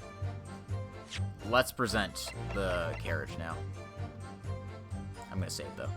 I'm gonna save before doing that. Because saving is always a good idea, right?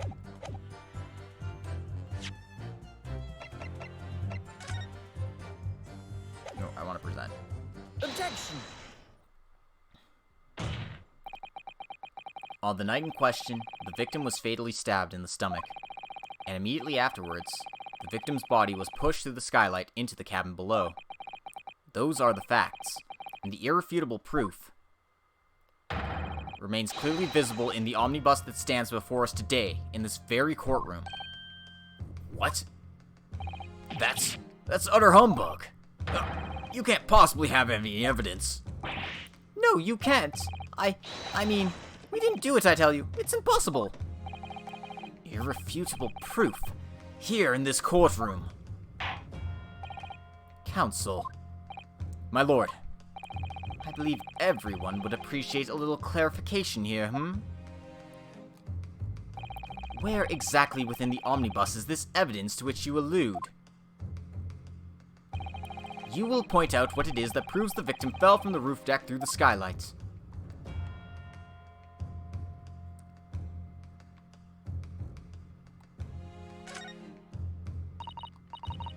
Oh. I meant to present this, but, I mean, this also works.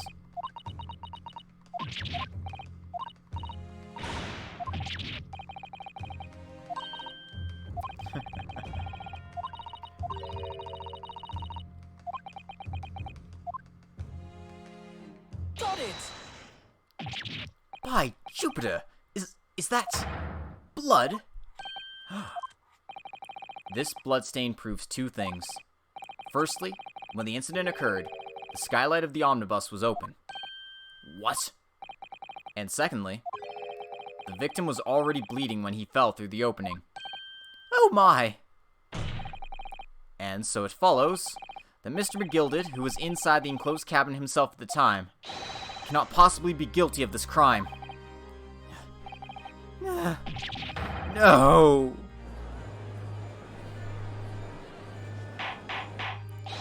Order! Order! Order! Hold it!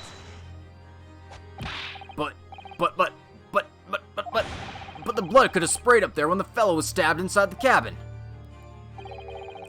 And only found its way to that one particular spot on the skylight. Sure, and that would be very convenient. And let's keep it in mind that the skylight catch can only be unfastened from the roof deck. I myself wouldn't have been able to open it now, would I? But, there's no way to know for certain, is there? If the gent really fell through the skylight, I mean. Why don't you have a good look at the floor of the cabin between these two seats, Mr. First? 'Tis all too plain, if you see. There's the aftermath that shows the poor fella dropped from a fair height right there, so it is. What? No! But it can't be. It's all lies. Hold it! My fellow jury members, I think we can all agree that this is clear proof of the defendant's innocence, can't we? I believe we can. Yes, sir. It's clear to me now where the filthy rubbish can be found in this courtroom. So, they thought they could pull the wool over my eyes, did they? I won't tolerate any of the guild's carriages being salted with blood. I won't tolerate it. Oh, I always knew that nice gentleman who gave us that delightful park couldn't have done such a thing. On three, then. Everyone, 1, 2, 3. Objection!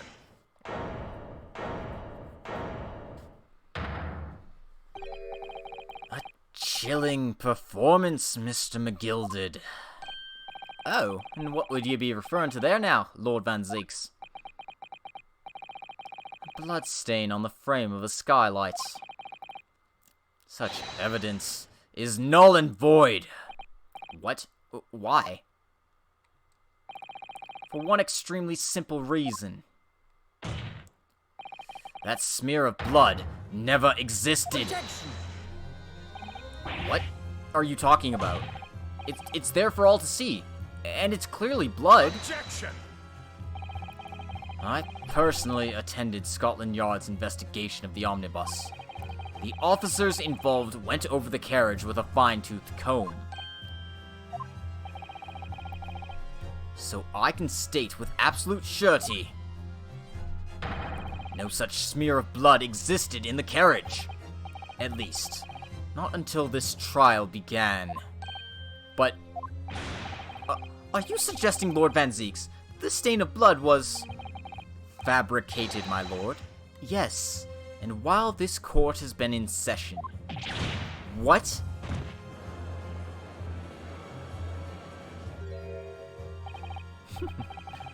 What a palaver. I must say, I didn't expect such crude reasoning from a prosecutor of your standing, Lord Van Zieks. But I'm Magnus McGilded, fellow known all over the world, all over the capital for his fine contributions to public life. I don't take kindly to slander, and I'll fight it to the bitter end. Even if it's rolling off the tongue of the Reaper of the Bailey. Yeah, that bloodstain on the floor wasn't there before. We don't know about the skylight one since we weren't able to open it. But, yeah.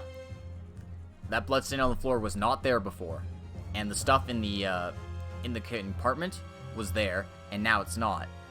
So this is all a fabrication by McGilded here to, come off innocent. Mr. McGilded, I realize that this is your first appearance in court as the accused. However, I am well aware of your involvement behind the scenes in a great many affairs of dubious nature.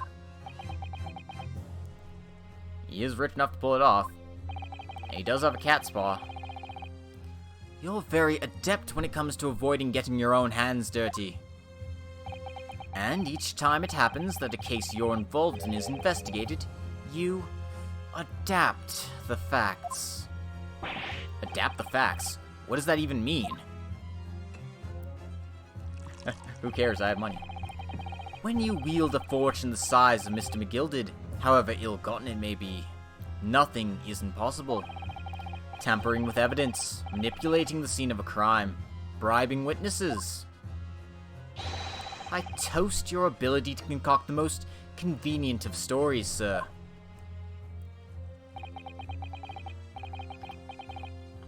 Tut-tut, Lord Van Zieks. This will not do, to be sure. Will it now, counsel? Huh? Oh, no? I think it's fair to say, this all sound like a rather far-fetched excuse by a desperate man. The blood in the skylight didn't exist, you say? But, if you will all cast your minds back, is it not true that the omnibus there has been in the courtroom the entire time? How could anyone possibly put a smear of blood in it without the world and his wife seeing? Isn't that right now, counsel? It's true. The omnibus has been in full view the entire time the court has been in session. My learned friend. Here's to hearing your opinion on this matter, in your own words. As you wish. Could someone have tampered with the omnibus during this trial? If you're asking me, I think it could have easily been possible. I'm not sure if we're supposed to be defending our client here, or if we're supposed to be telling the truth. However, it is morally inconceivable to go against what we know.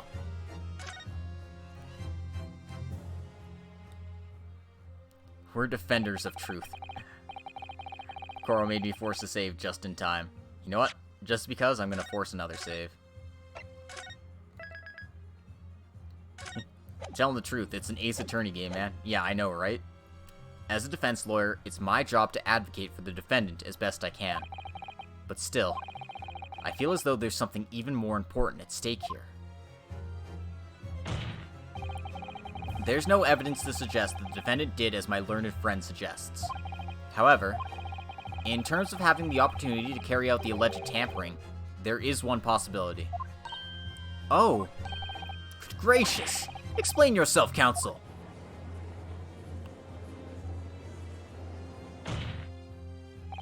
Yes, there is. It seems my learned Nipponese friend has no intention of running from this deceit. Deceit. I'm sure everyone still remembers clearly. The recess that we were forced to take. As a result of the smoke grenade fired by the witness currently in the stand, Miss Gina Lestrade.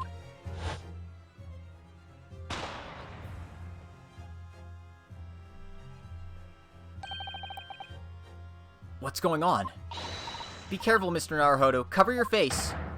Bailiff, don't let the accused escape. Secure the omnibus.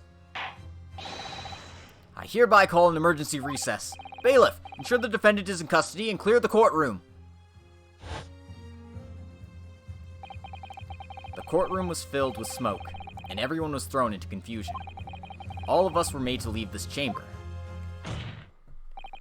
In that brief interval, under the veil of smoke and in all the chaos, it could have been possible to steal inside the omnibus.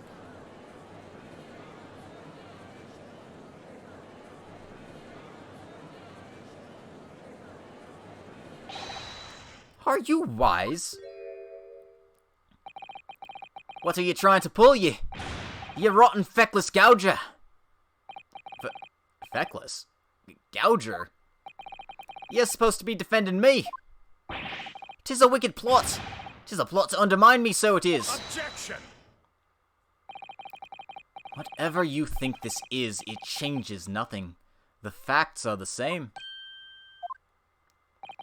After this courtroom was evacuated earlier as a result of the smoke grenade, a number of inconsistencies materialized in relation to the omnibus. Inconsistencies? Such as?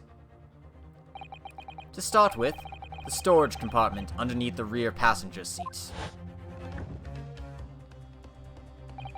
When the police investigated the omnibus, this compartment was full of the driver's items. Secondly, we have the smear of blood on the edge of the skylight. As I've said, that was not present at the start of the trial this morning. Fortunately, Lord Van Zeeks, no one is able to corroborate your claims. That's true. When the omnibus was first wheeled out, both the storage compartment and the skylight were shut. Accordingly, I'm afraid to say we cannot establish with any certainty if this evidence is the result of tampering or not. Indeed, my lord. No doubt there was not a single person who saw fit to verify such things.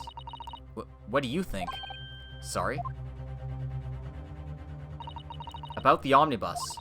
Is there anything else unusual about the omnibus? Yes. My lord? Yes, counsel. There is one further inconsistency. A mark that surely could not have been present at the start of the trial. What? What in the devil's name are you going to say now? If you dare to betray me, you little maggot, you'd better start watching your back. Objection! Silence, McGilded. The court awaits the defense's clarification. Ugh. This trial keeps swinging one way and then the other. I have no idea what's the truth and what's deception. What am I supposed to believe here? I shall have to ask you to elaborate, counsel. Where exactly is this alleged mark that you claim appeared at some point during the trial? It's right here. Got it! If we consider that the victim fell through the skylight onto the floor of the cabin, you would certainly expect to find signs of blood where he landed. But, as far as I recall, this bloodstain on the cabin floor was not there when the omnibus was first brought into the courtroom. Good lord! Yes, I do believe you're correct, counsel. Well said. Although, As advocate for the defense, one might say that was a fairly careless slip of the tongue.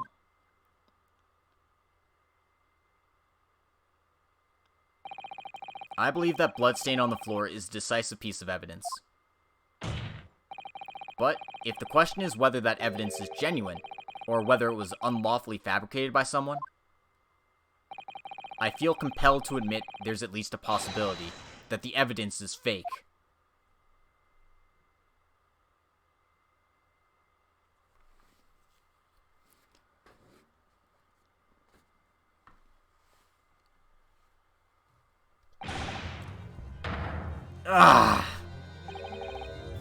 This trial is over. Mr. McGilded? I've done everything I possibly can to cooperate with the court, but it is all over now. But you're the defendant. 'Tis over, I tell you. Memory, recollection, what people think they saw. 'Tis all a nonsense. Facts are what counts. The fact is that bloodstain is there. Now. Well. And over the course of this desperate trial, long and extremely drawn out as it has been, that good-for-nothing reaper the Bailey has failed to present any decisive evidence at all. I'm scandalized, so I am. I thought better of Lord Van Zeeks. Well, my lord, I must concur with the defendant. The unaffirmed recollections of an individual cannot stand as evidence. At this moment in time, the particular bloodstain in question is very much in existence. And in the absence of any credible method by which to prove its alleged previous non-existence. We should let the prosecutor do his own job. I don't know what's going on here, but this is crazy. I regret to say that it would be improper for this trial to continue. Your lordship can't be serious. Lord Van Zeeks, what is your position? Prosecution, my lord, has no further witnesses or evidence to present. Well, he does have a point. It's just all circumstantial evidence. There's no proof of guilt here. Very well. In that case, as I believe we have explored every possible avenue in this matter, I shall proceed to my adjudication. As a formality, I am of course obliged to confirm with the defense first. Dang, we're gonna let another guilty person walk from another trial? Sure seems like it. What formality? As things stand at the moment, it would seem that Mr. McGilded will be found not guilty. Yes. Which would mean we've won. Is that really the right outcome here? Is it really alright for the trial to come to an end now, with all these unexplained inconsistencies? Counsel for the defense. Your closing statement, please.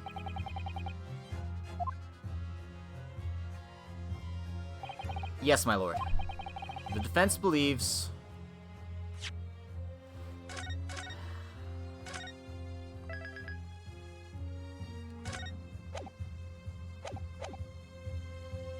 Maybe we're on the wrong side. We should be the prosecution. Oh god, what do I choose here? Because, I mean, this is an ambiguous as hell statement. It's not saying the defendant is guilty, it's just that he could be. Versus, oh, he's just straight up innocent.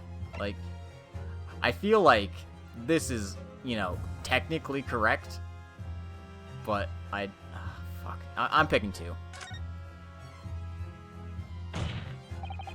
I'm here in this courtroom today to advocate for the defense of my client, Mr. McGilded. However, at this moment in time, I cannot in all good conscience attest fully to the defendant's innocence. What are you saying, man? Without any question, there is no conclusive evidence to prove that the defendant is guilty. However, there's also no conclusive evidence to prove that he is innocent. Good. Good gracious me! Order! Order! This is unprecedented behavior, counsel. A defense lawyer calling the accused innocence into question. Are you of sound mind? Oh, it was a grand decision to appoint you as my lawyer, so it was. A grand decision. What?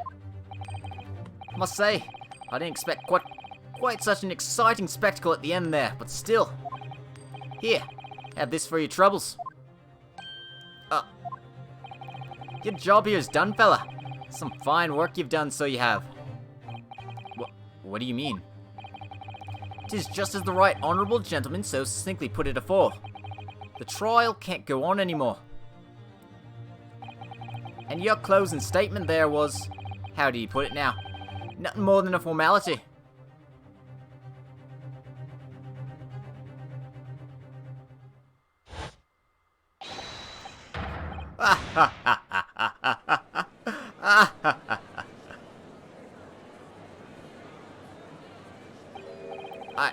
I really don't know what to make of all this.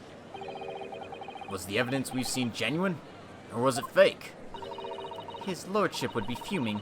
Any unsightly rubbish should be disposed of properly, as I said. The stinking rich are always guilty of something. You, mark my words. I feel terribly ashamed that I ever doubted that lovely man who gave us that lovely park. Now that proceedings have unfolded in this way, I am compelled to declare a premature end to this trial. Furthermore, the court must accept the defendant's plea.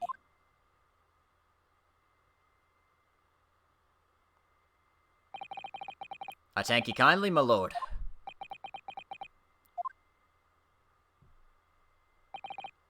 I hereby pronounce the verdict of this court. Objection! But we still haven't determined if the bloodstain in the omnibus is genuine or not. We don't know if these witnesses are telling the truth or a pack of lies. We have no idea about the truth. Lord Van Zieks, my lord, the case made by the prosecution was flawed, plain and simple. If indeed the omnibus presented as evidence was tampered with, the prosecution is at fault for allowing such a disgraceful perversion of justice to take place. My sincerest apologies, my lord. Objection! But, wait! When we were evacuated from the courtroom, Lord Van Zieks ordered the evidence to be secured. I'm afraid the prosecution cannot shun responsibility in this matter. Yeah, I should have better documented the omnibus after the police reviewed it. Exactly, we should have taken notes. This is on us as much as it is on, the whole court. That's so unfair! The culpability of the defendant has not, at the present time, been established by this court. Consequently, the jury will not be required to proffer judgment. What? I mean, not on us, it wasn't our job. Woohoo! We get to stay in Britain! Aw, yeah! Well, Lord Van Zieks, it's been a pleasure, so it has. As for you, my dear fella, I couldn't have asked for a better defense. Do you mean to tell me this has all been a grand waste of time? 'Tis the law of the land, my good man. If you'd like to pursue this matter further, you can always go ahead and try to change the law. Magnus McGilded. Good grief, you have more to say to me, have you? Just one thing. A warning. This is far from over. Is this how it really ends? Yeah, it sure seems like it. Well, something to be looking forward to then. I hereby pronounce the defendant, Mr. Magnus McGilded, not guilty. We did it! We won, guys! We did it! I hope we're not the ones defending him again if it isn't over. Yeah, no kidding. By the way, Logic, where's Tales of Arise? Tales of Arise is available to play on the PlayStation and associated consoles. What are you talking about? The man's been cleared. He's innocent. There's gonna be a follow-up trial. It just feels too left open. Or, like, we're gonna have to get killed and we're gonna have to investigate it. With the courtroom in pandemonium for the second time that day, the judge delivered his verdict. And my first ever trial in Great Britain came to an abrupt end, with the defendant being found not guilty, ostensibly a victory for us. Yeah, Swan Lady was found guilty, but got off because she, needs to... Well, Swan Lady wasn't found guilty. We were found not guilty, and they were gonna try her, but they tried her in a different court, so we couldn't do anything about it, and she likely got off scot-free. 18th of February, 5:14 p.m. The Old Bailey, defendant's antechamber. Good old diplomatic immunity, am I right? That certainly was a long trial. Yes, it was. Your first ever trial on foreign soil, and your first victory. It was a wonderful performance. My heartfelt congratulations. And to you, Mrs. Otto. Thank you for your assistance. I suppose we should be happy. The trouble is, we're still completely in the dark about what actually happened. Well, we didn't have enough time. But isn't it wrong? I mean, who was actually responsible for Mr. Mason's death? We don't even know that. The sole aim of the defense is to obtain a verdict that exonerates the defendant. You carried out your duty to perfection. Aye, that you did. Mr. McGilded? Oh, and that girl is with him too. Well, it seems the stories are true. Oh? What stories? About the 6 enormous fireworks they do be letting off when there's a verdict of not guilty. I'm sure you must have seen them by now. Spectacular, wouldn't you say? Yes, definitely. I heard it was a sight to behold, and to be sure it was. And I have you to thank, I suppose, for having an opportunity to see it. Oh, I don't know about that. I'm not sure I really did anything. What on earth are you saying, fella? How'd I walk out of there a free man, then? I don't think it was so much thanks to me as down to your planning. You're a straight-talking fella, aren't you? I must say, you had me astray in the head there once or twice. But you're young and headstrong. Ah, 'tis water under the bridge. Congratulations, Mr. McGilded, on having your name cleared. But nothing's resolved. There's only one thing that matters to me. Oh? Aye. They've all seen that I didn't do that odious and abstinent deed. 'Tis grand, is it not? I suppose it is. Now the fine fellows at Scotland Yard can take matters into hand and sort out any wee details. They'll see it for what it is. They'll get to the truth. I've absolute faith in them, so I have. After all, I do be providing a good number of their wages with all the taxes I pay. It's not that funny. So then, as we've agreed beforehand, 1,000 guineas for your trouble, fella. Oh, no, I couldn't possibly accept that much. Arra be whist. You're humble people, are you, ye from the east? Well, if you insist. But have this. Still and all, ye deserve a reward. Mr. Magnus McGilded. Everything is ready, sir. If you'd like to follow me into the courtroom. Into the courtroom? What's this, officer? 'Tis sooner than I was led to believe. I hope it's not inconvenient, sir. There were some changes to the schedule. Well, I must be making tracks now. 'Tis time for the inspection. Sorry? Oh, what inspection? They're going to examine the omnibus again, so I'm told. I asked if I could be present for it myself. They're going to examine it again? Now? Naturally, I'm under no obligation to take part in any more of this matter now. But as an upstanding member of London society, I do be doing my best to help where I can. 'Tis a gentleman's duty, so it is. So then, fare thee well. 'Twas an absolute pleasure meeting yous. I hope you have a whale of a time while you're studying here in Great Britain. Yeah, we got one whole guinea. We did it. And there he goes. A free man. Oh, I forgot she was here too.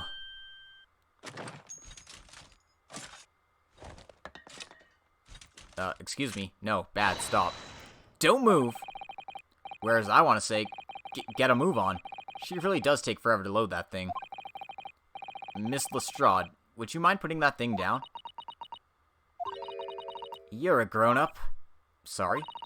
And I ain't all grown-ups. Ah, there you are. Naughty, naughty, running off like that. Is this some kind of picnic? Who's this little girl now? And taking that with you as well. I was looking forward to the trial run of my experimental smoke grenade launcher. Ha! Oh, do you want to play? You won't beat me. Excuse me, but who are you? Oh, good day to you. I'm, well, the inventor, I suppose, of that machine. The inventor? Well, normal smoke grenades are so dull, don't you agree? White, white, and more white. If you have to be shrouded in smoke, it could at least be a pretty color, I thought to myself. Do we have to be shrouded in smoke, though? At all? I just took my eyes off it for a moment whilst I was changing onto a different omnibus, and she pinched it. Glad to see they have no firearm laws in this country, just rocket launchers everywhere. Yep. I mean, Ryunosuke is carrying a sword on his person at all times, so it's fine. Luckily, I fitted it with a telegraphic beacon. A what's it now? I have no idea what this girl is talking about. Anyway, you're coming with me now. Back to my laboratory. What? What for? To apologize, of course, silly. To my technician. What? You mean, say sorry? You must say sorry when you've done something wrong. Surely an adult has told you that before. An adult? I don't listen to no adults. Come along then, follow me. Fine, have it your way. Oh good, you see? I knew you'd want to do the right thing in the end. I'm fairly sure that what she wants is not to get shot by that massive gun at hers. Holding her at gunpoint. She's great. I like this girl already. We'll be leaving now then. Bye-bye. I'm so sorry for all the fuss. She was a lively one. Well, do you think perhaps we ought to be on our way now too? Yes, you're right, but where to? Oh, we haven't had time to find a place to stay. No sooner had we arrived in London than we had to rush here. All our traveling cases are still with the bailiff.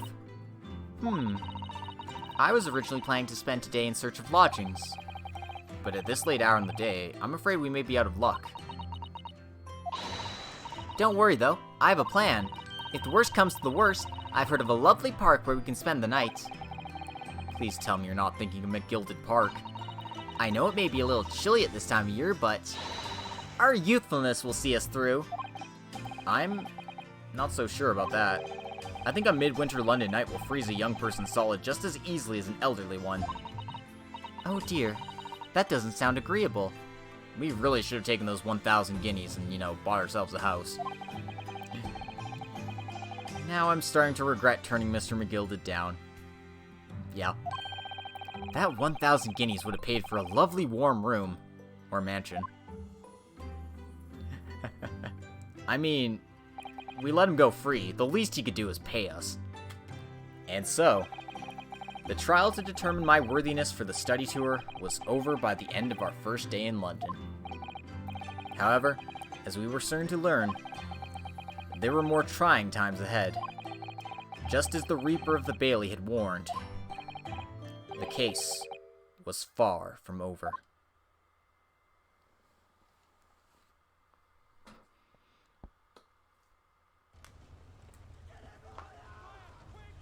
What's going on? Get the fire brigade! Water! Bring water, quick! What the? How did this happen? I've don't know, sir. By the time I got here, it was already engulfed. No one was supposed to be allowed in here before we started investigating. Of course. You gotta destroy the evidence somehow. Oh, No. Oh, good God. there's somebody inside there. There's someone in there.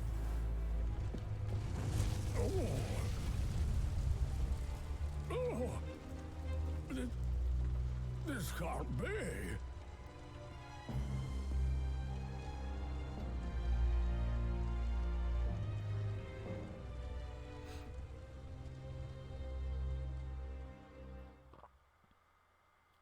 Well, shit. They really know how to end these on dramatic fashions. Holy crap. So yeah, that's the end of Trial 1-3. And, that'll be it for today's episode. Thank you all for coming. I hope you enjoyed this episode of, The Great Ace Attorney. And I hope you join me next time as we, start up on episode 4. The Adventure of the Clouded Kokoro. How many trials are in this first game? There are 5 of them. So we're already 60% of the way through the game. Yeah, in the early games it started with 4, but most games tend to have 5 trials now. Next! Maybe next time. This is going to be it for today. So yeah, once again, thank you all for coming. I hope you enjoyed this episode. I apologize for the internet issues throughout the day, but yeah, there's still another game as part of this one, so there's still plenty of trials left to go through, because there's 5 more cases in the second game as well. So technically, we're on episode 4. We're starting episode 4 of 10. But yeah. In any case, hope you all enjoyed. I'll be putting these on YouTube soon enough, so you can check me out there.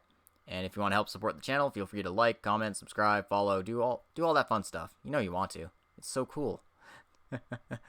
But yeah, we're calling it here. Have a good day, because it's in the afternoon. Have a good day, everyone, and we'll see you next time, whenever next time happens to be. Bye-bye.